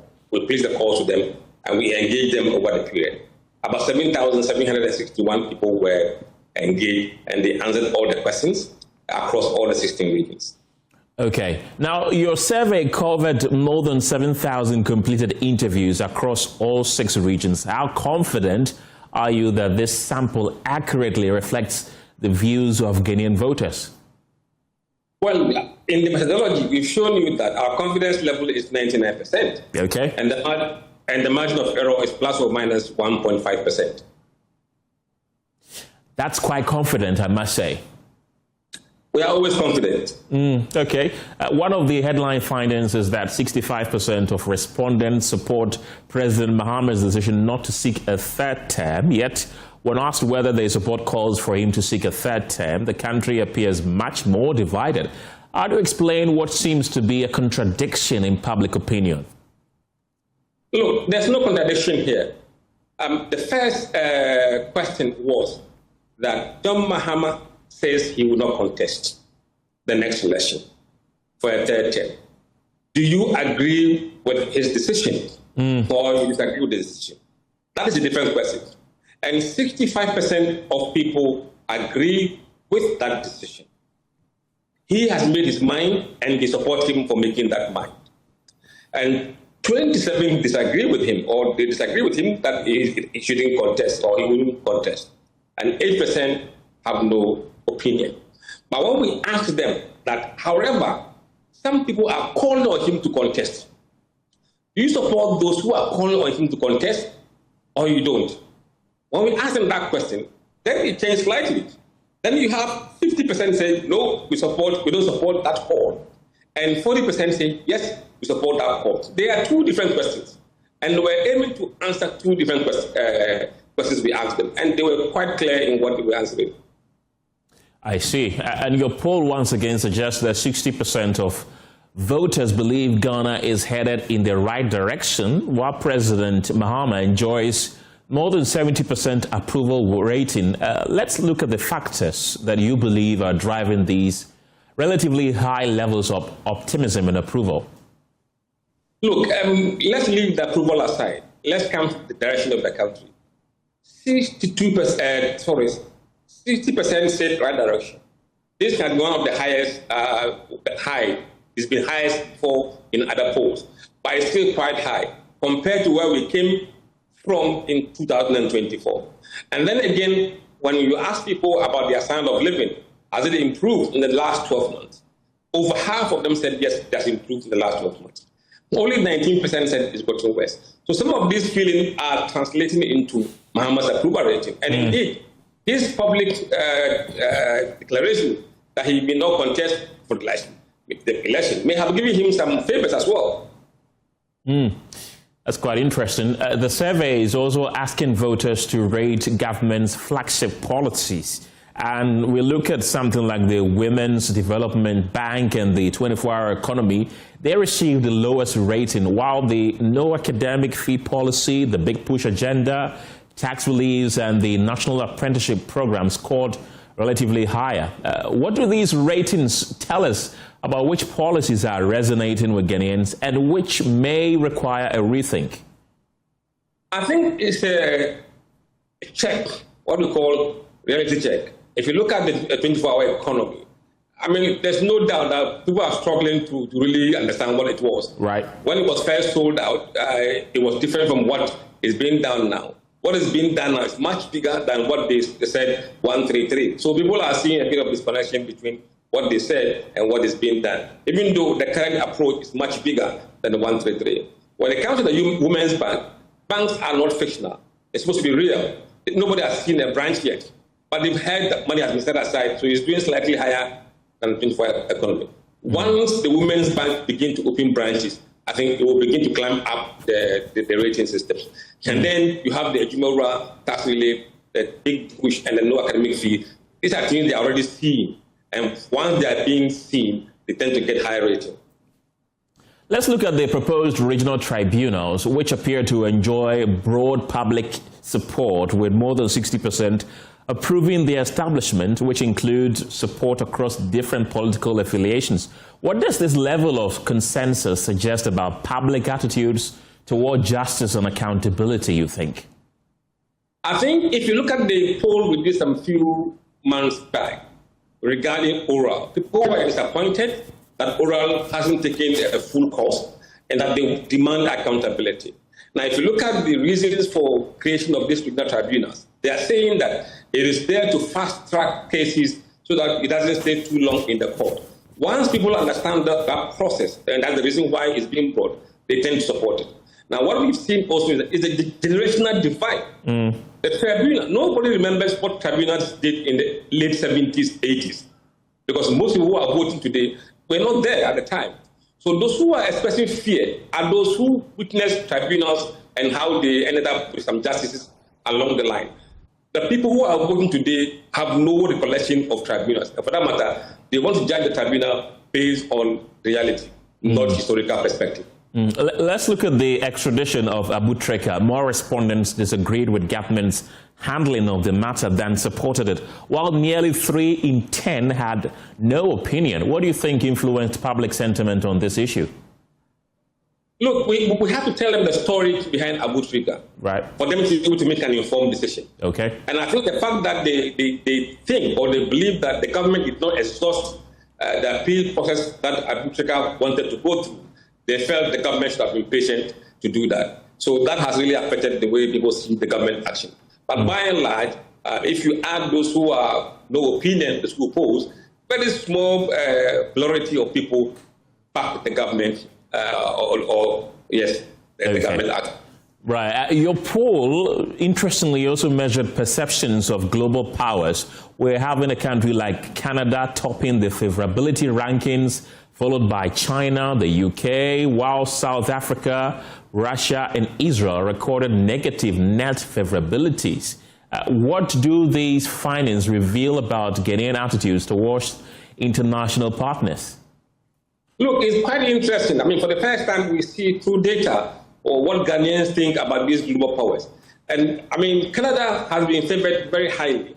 And then not surprisingly, China has not been meddling in people's internal affairs. So you tend to see them at the very high rate. UK is also top 3, 33%, followed by European Union on the in fourth place. America is in distance 5th with just 7% positive. And then you have Russia with minus 3%. Then you have the Arab countries with minus 6%. And South Africa, not surprisingly, minus 61 points. Let's now look at this one. Your survey points to a dead heat between Johnson Essiedu-Nketia and Finance Minister Cassiel Attoforsen in the race to lead the NDC in the next election. How significant is this finding, and should it be interpreted as an early indication of the party's direction? Look, I think it should be seen as early indication of no direction at the moment, because the two are at each other's throats, 17 votes between them. Okay. I mean, this is dead heat. But you can see that, as other polls have shown, that it's going to be a two-horse race.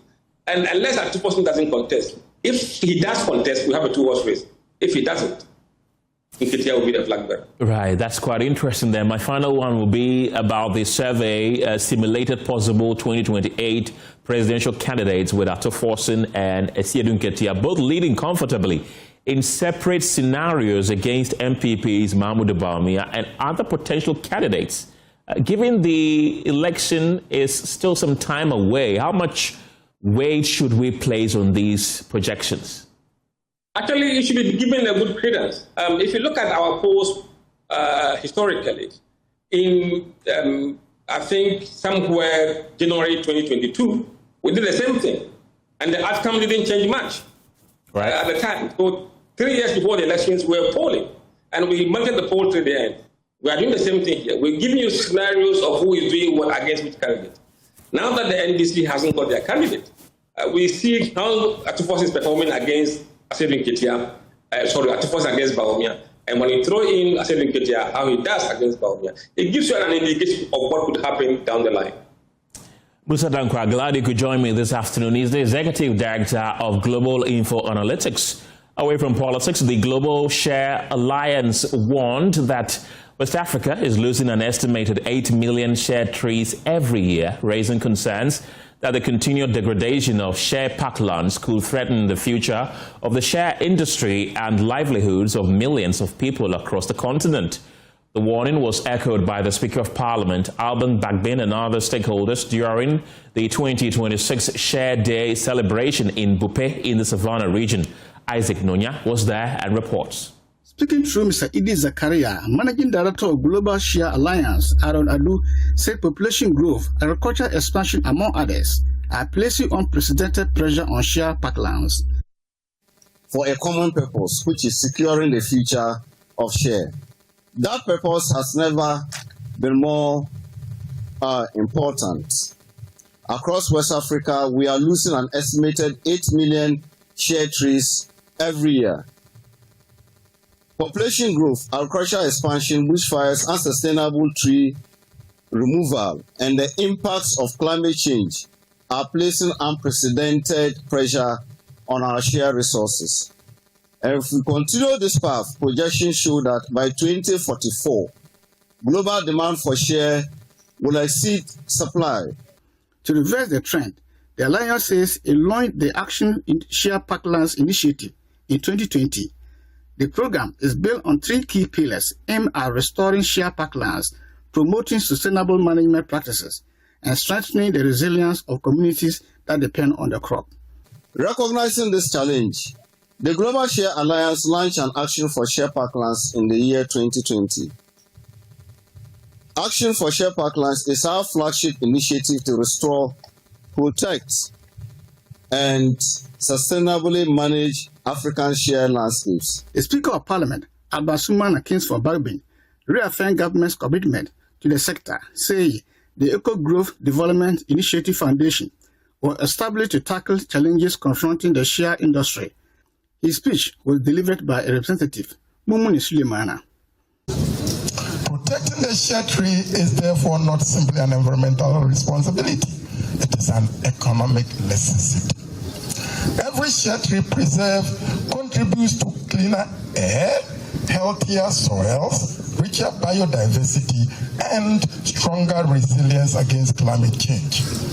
More importantly, it protects the livelihood of thousands of women whose families depend on this industry.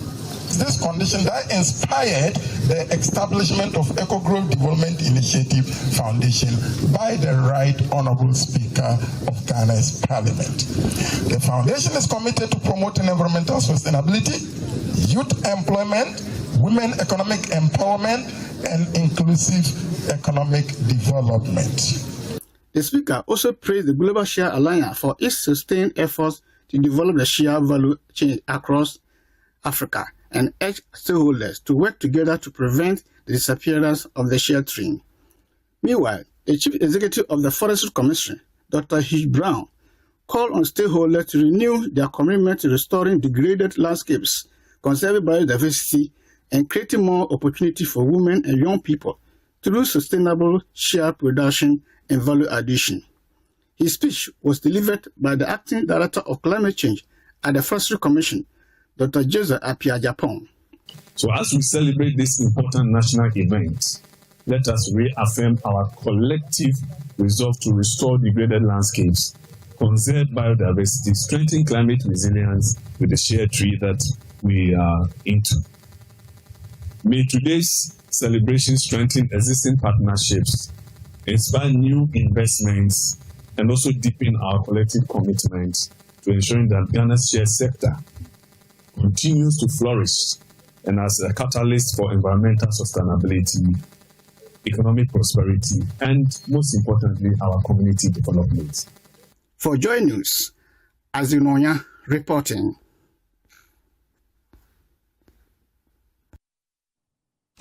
Let's do some health-related stories this afternoon because health experts are marking this year's World Brain Day by calling for improved access to diagnosis, treatment, and rehabilitation for neurological conditions. The 2026 theme, Brain Health, Access for All, underscores the need for quality brain care regardless of where people live or their financial status. Experts say Ghana has made significant progress in neuroscience research and training over the past decade, creating more opportunities for young people to build careers locally. However, they warn that access to specialist care remains limited, with only a handful of neurologists serving a population of more than 30 million.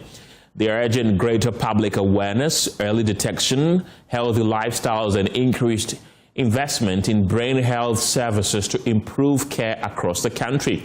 And joining me in the studio to talk more about this is Vincent Abuaje. He's a neuroscientist. Vincent, welcome to the program. Many have described brain diseases as a silent public health crisis. But as a country, do you feel like we're investing enough in this health crisis? Well, so the challenge has always been about the equipment that we have even in our hospitals, and the truth is that they are so limiting, and so because of that, I mean, when it happens like this, we have a lot of people who are even going without diagnosing, being diagnosed, being treated, and it has become a very major challenge in the country. And honestly speaking, that is why we are here to educate a lot of people about it. What are the symptoms of the brain disease? Can you just see it with your naked eyes? Well, so it depends on the kind of brain disorder that you're having. So for instance, if you're having something like cerebral palsy, it's a situation whereby you have a lot of difficulties with muscle coordination and movement. And we also have like seizures where someone can be falling on one side, or there can be a lot of indications. So depending on the kind of neurological disease that you're having and its kind of symptoms that you may be experiencing. But the baseline is that because we have limited healthcare systems and also equipment in place, some of these brain diseases are being ignored. At times, we may even go without noticing it, and it's a major concern. Let's look at the diagnosis aspect. How damaging is late diagnosis to these brain disorders to the human? it's a major concern because, you see, the thing is that our brain actually controls everything in the human body. So we literally say that the brain is the master organ of the body. So because of that, if there's something that has to do with the brain and it goes undiagnosed, it tends to cascade throughout the entire body, and we're going to have the effect. And so sometimes when it happens this way, there are situations whereby it can go beyond repair, and that is the danger. Our body systems, sometimes when we see it as early as possible, we can do something about it and even reversing the case. But if it goes untreated or undiagnosed or late, then it becomes a major issue. Considering also even what we have in our country. You are a neuroscientist. Yeah. There are not many of you in our country, and there are not even advanced equipment to diagnose some of these brain disorders. What do you think we can do as a nation? One, to get more neuroscientists like yourself, and also get the equipment to be able to diagnose and proffer treatments to people suffering from these disorders? So the issue in the country, it's so alarming. It's so alarming. I mean, like a country of about 35 million people, and we only have, per the last count, we only have about 16 neurologists with only 18 MRIs. And even with the 18 MRIs, it's only about 2, which is in state-owned hospitals that are functional. And it's really becoming something else. And day in, day out, for me, for instance, when I started in the part of neuroscience, I had a lot of people trying to advise me, Vincent, when you go through this tangent, it's going to be difficult for you to progress academically and a whole lot because the field is a bit difficult and all. But I believe that Ghana, for the past decade, we are really working so hard. And I have been so fortunate to be with a lot of people who are doing a lot, and there's hope. Yes. So there are people like yourself who get trained in the country, but there's no place for them. And usually they tend to seek greener pastures in countries that they think they will be welcomed. How do you think we can be able to, as a country, stop that brain drain of sending our brightest when it comes to people who have specialty in brain disorder like yourself? Yeah. So one of the major challenges with the brain drain is, sometimes it's not also about you having the skills, but it's also about having the funding, the finances and all. Recently, there has been the Ghana Research Fund that has been introduced, but we are still pleading that we're going to get more of these. Because the truth is, if we try to study and you have to battle with school fees, battle with research grants and what have you, then it becomes a bit worrying. However, those that are going outside the country are going to get stipends, they are going to get research grants, their fees are being waived off, and so it becomes a bit comfortable. A friend of mine always wanted me to come because, it's good there. But the case is that we want to stay and build the Ghana that we want.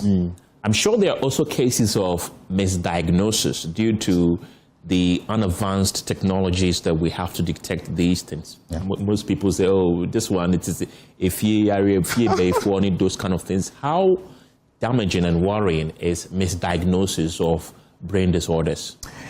It's a major concern because one of the major challenges with brain disorder has to do with the stigmatization. Right. And even the fact that we always associate this kind of diagnosis with spiritual implications. And the ordinary Ghanaian man, the brain and the mind has been so infused to the point that when you talk about hospital-related conditions and how we can treat it, it becomes difficult. And I have a typical person in my family who, when he was having signs of stroke, he talked to me and I was just suggesting ways that we can go about it. And then I had one of my relatives saying that, no, as for this one, it's a spiritual matter. And it becomes very difficult to, first of all, deal with such a person, let alone to think of having issues. And then finally we come to the hospital to do about it. You've talked about one of these disorders like cerebral palsy, which is obviously very visible for all to see, but there are others that are not so visible when they are started. Sure. Tell us some of the signs and symptoms of some of the brain disorders that you can't see with your naked eyes until you go to the hospital. So I'm going to have to talk about depression, anxiety. These are states of the mind that can really affect one. And you know, in most situations, especially, I have seen friends where they would enter into betting, for instance, and they will actually lose. And trust me, the whole day, the brain will not be in a stable condition.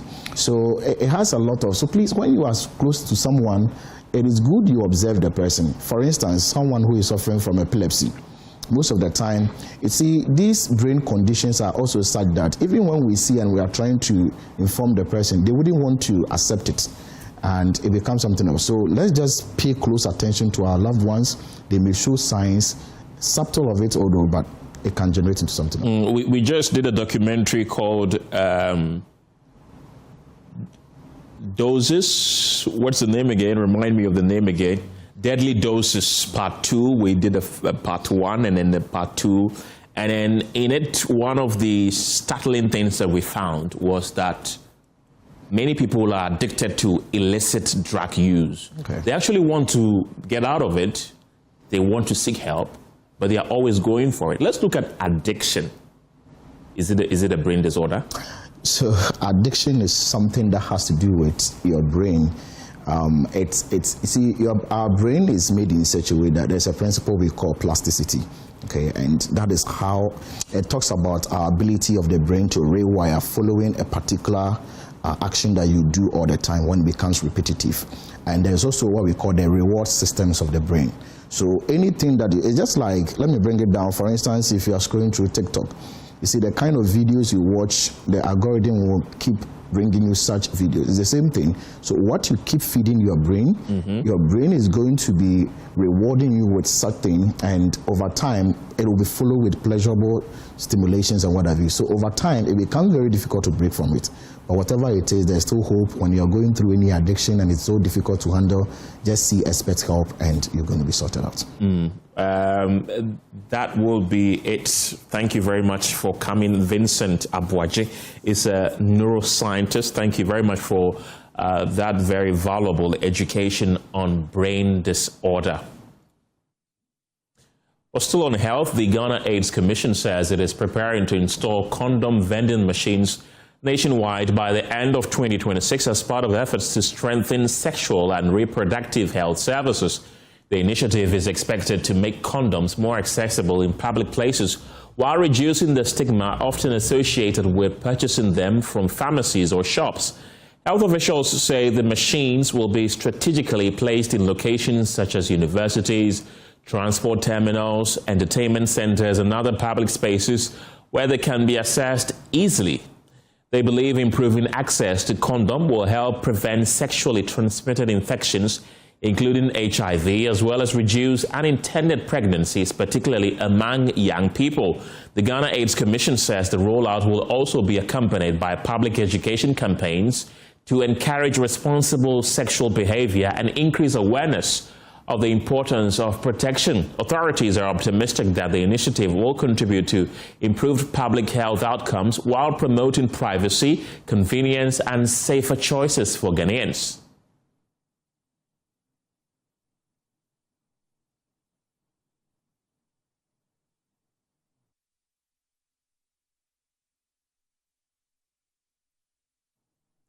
Let's now take you to Akufo-Addo district of the Western region, where galamsey has been normalized by illegal miners operating right in front of a local police station. The miners have taken over miles of wetlands and farmlands in 4 communities in the district as affected cocoa farmers cry for help. Some of the illegal miners say they have a right to mine because they pay weekly dues to security personnel and other stakeholders in the district. The situation has forced traditional authorities in Adum Trabuom, one of the affected communities, to demand the intervention of President Mahama. Erastus Asaradonko has toured the districts and reports. In the once fertile lands of Akufo-Addo district, the story is no longer about farming. It is about destruction. On the grounds, it is a floodgate, a free-for-all, unhinged, unregulated, irresponsible mining. 4 towns, Akufo-Addo, Adum Trabuom, Adum Banso, and Ayim, are mostly affected. Here, in Akufo-Addo, it's almost as if mining illegally is legal. I mean, Galamsey is unhinged, open, glaring, bold, done anywhere, anytime. Just behind me, you could see how far they've gone into eating under electric poles and even close to the bridge that links this place and Adum Trabum.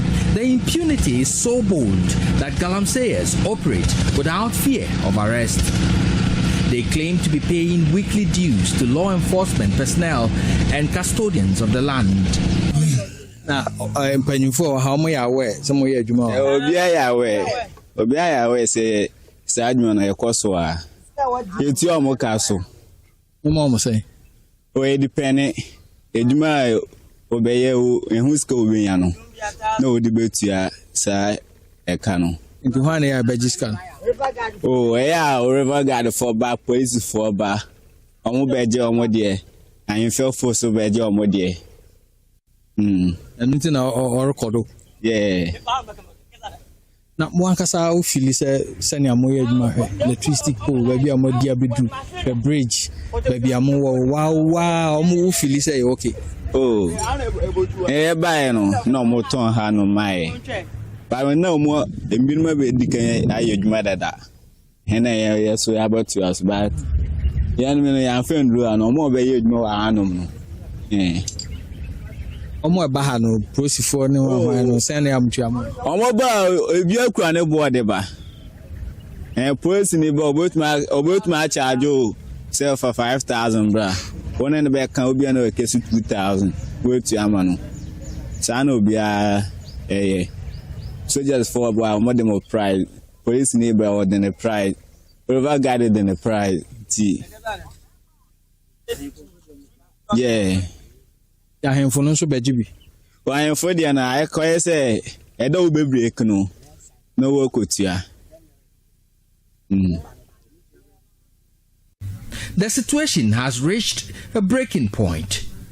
At Ayem, illegal mining is ongoing boldly in front of a police station with armed policemen looking on. The illegal miners have forcefully invaded farms, turning acres of cocoa and other food crops into craters and mud. This elderly couple, 56-year-old Olivia Teria and her husband, 60-year-old Samuel Bentum, have had their farm taken over by the illegal miners here. One month. Into 1 month ban up, me baby channel, me boa. Galamsension, I bet from Coco na. Pay me a midnight.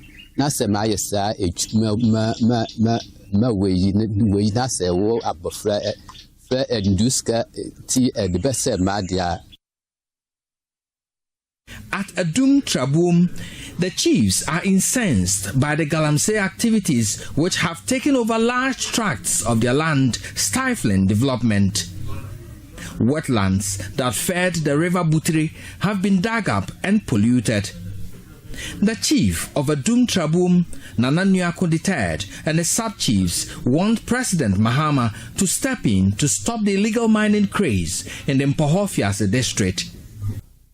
Mema soja 40 se obeba be petrol wo ha na wa pam se nkrofo na afi ho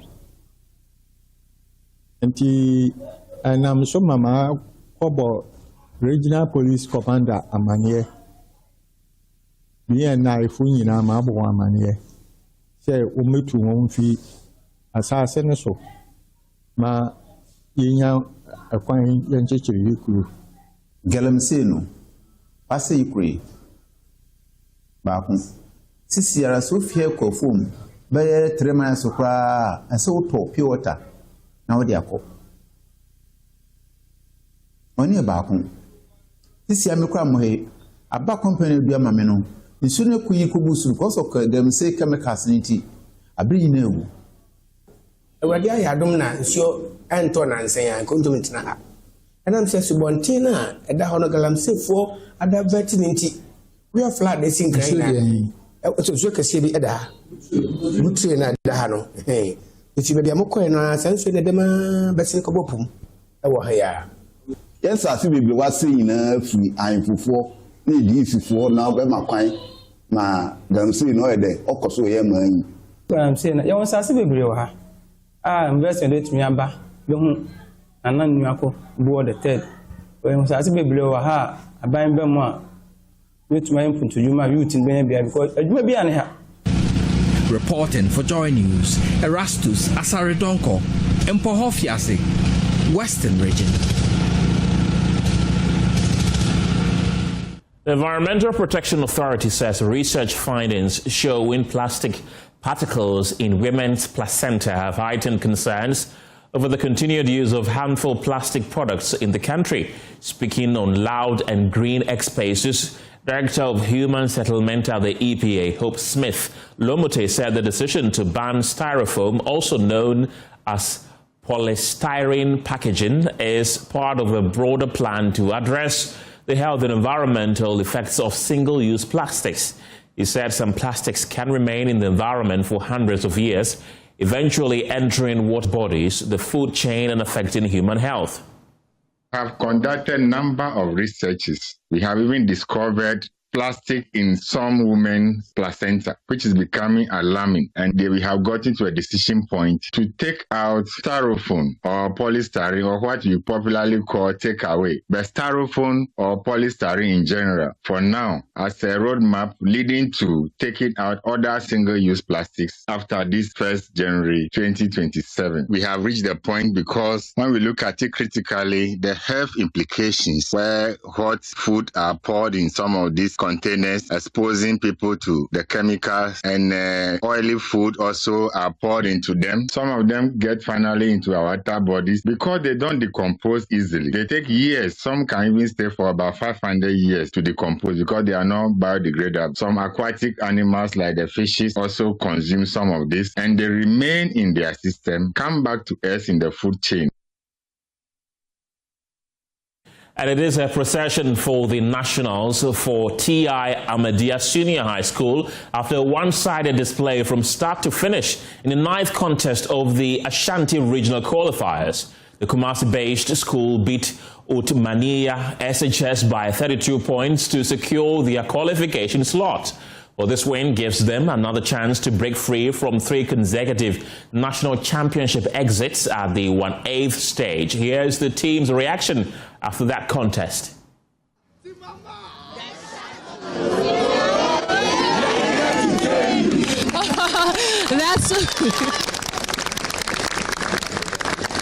So that's TI Amas. They call themselves Real Amas. They have also secured another slot to go into the national championship. I have some of the contestants here. They finished with 56 points. I beg your pardon. I want to understand what the feeling is like right now that you know that you have qualified to go into the nationals. You already have 3 years of going into the 1/8 stage. Where are you looking forward to going in this year? Okay, we should expect us in the finals actually, and our target is to get a trophy. That's the ultimate. Thank you. So he says that they are targeting the finals. I want to understand from the school, what school are you looking forward to beating when you go up to the nationals? Presec. What has Presec done to you? Because I've heard a lot of schools saying Presec Legon. What has Presec done to you? The last time, I want to hear. Yeah. Tell me. The last time they didn't give us any chance, so this time too we are not giving them any chance. Okay, so they should prepare for you.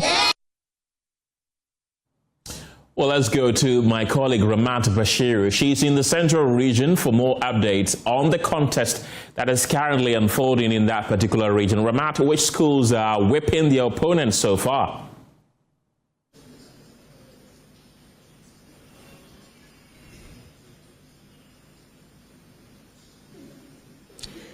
Ken, coming to you live from Infantepem Assembly Hall, the last contest that ends the Central Regional Qualifiers of the 2026 National Science and Maths Quiz just ended, and something unexpected happened. Interestingly, when the contest began, it was a contest with 2 schools two schools, Asin College SHS and Abraham Pass Secondary School, Abakampa Secondary School, I beg your pardon, they took the contest for themselves.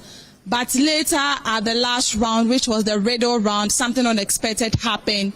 Denstec jumped in, answered 2 riddles, and that made them qualify, making it the first time they are qualifying actually to the National Science and Maths Quiz. And after the contest, when I spoke to them, they told me that they are not even happy about the qualification, but the fact that in the process of the contest, people thought they will not make it to the nationals. They were sidelined. And so these are them here, gathered here.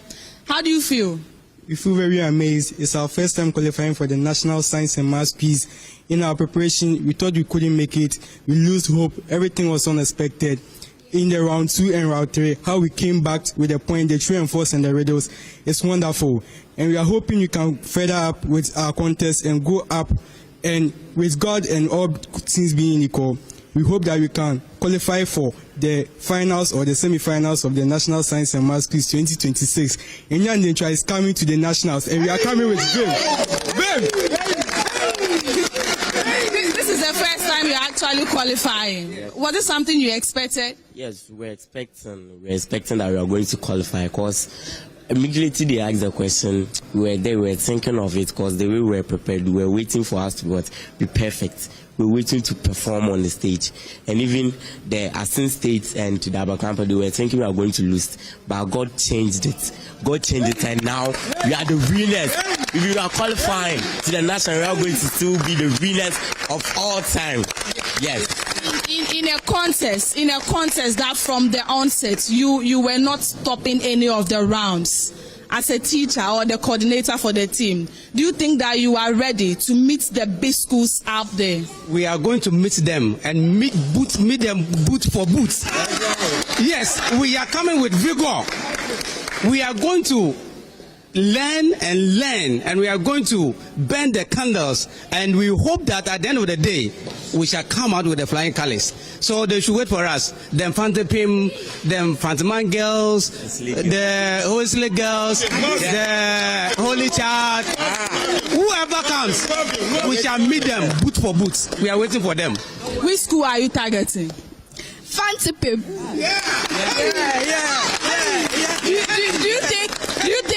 Do you think your guys are ready to stand them? Yes. What do you have?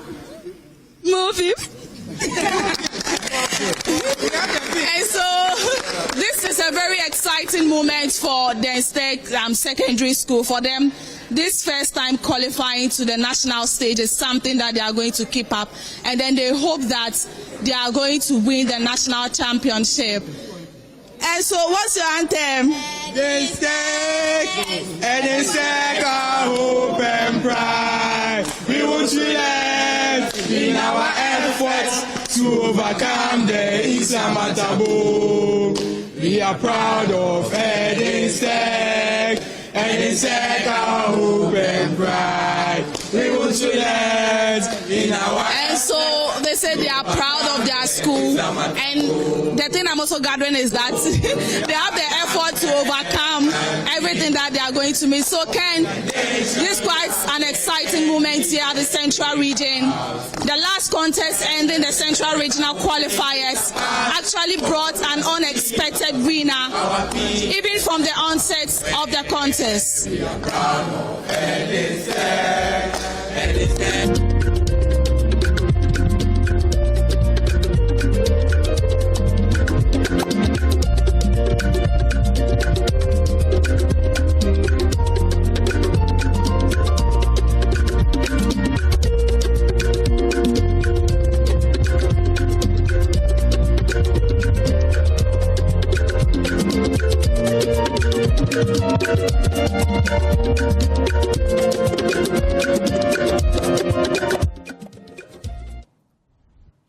Ramat Bashir there with the students who have qualified to the nationals for the first time. I wish them all the best. Away from that, the poor condition of access roads of Asante Pota in the whole West District of the Volta region has taken a toll on residents' livelihoods and is impacting healthcare delivery. Sections of the roads are severely damaged, posing significant challenges to motorists and causing the stretch to become mostly deserted except on whole market days. Fred Kwame Asari made a journey to the agrarian community and reports. Ashanti Boita, situated in the West District of the Volta region, benefits from a favorable climate and large vegetation, suitable for cultivating cash crops, spices and fruits, among others. It is one of the key suppliers to the country's food basket, with tons of farm produce transported to market centers nationwide.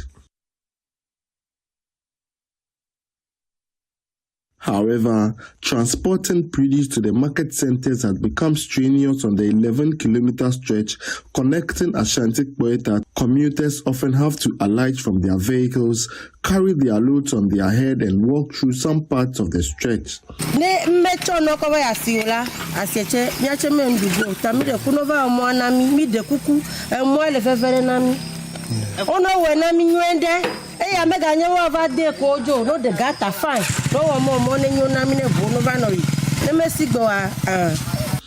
The stretch has become a nightmare for commercial drivers who struggle to fly the routes.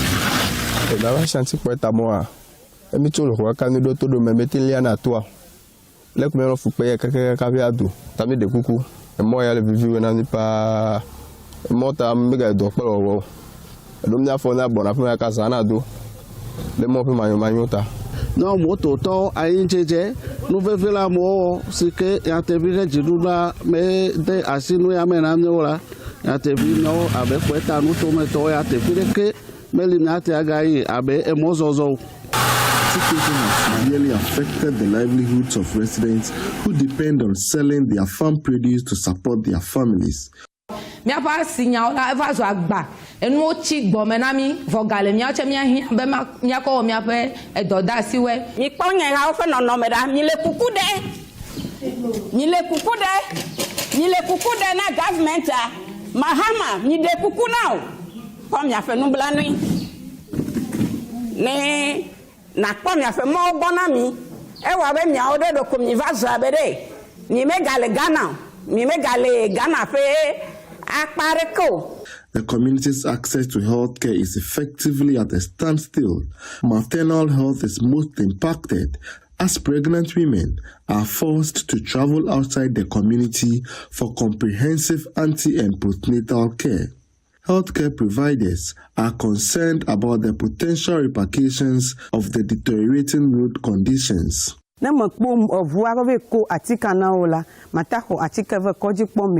Evelia nami efuna fudu emi anta wela fio yibena ide koji gala hola evukpokpo yafuma ha adana fu ta amomanyo na mi nya podo wo mo ye no kako ameyi kokko gbona hala no va okpu moko wo troju we mega fia vago.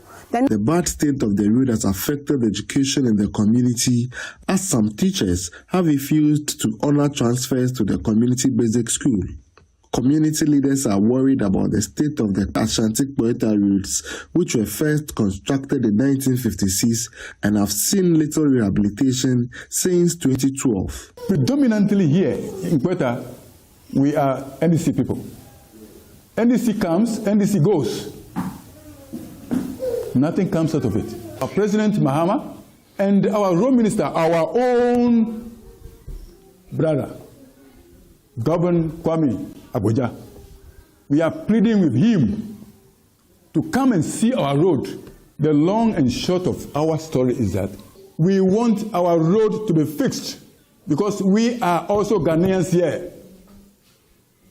Period. The residents hope that the Ashanti Boita roads will be fixed to safeguard their livelihoods, promote education, healthcare and security, among others.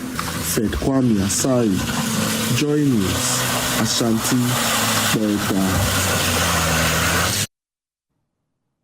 Well, that's it for the Pulse this evening. For more news, you can log on to myjoyonline.com. The news team returns at 7 p.m. with News Prime. My name is Kenneth. Jesse, have a good evening.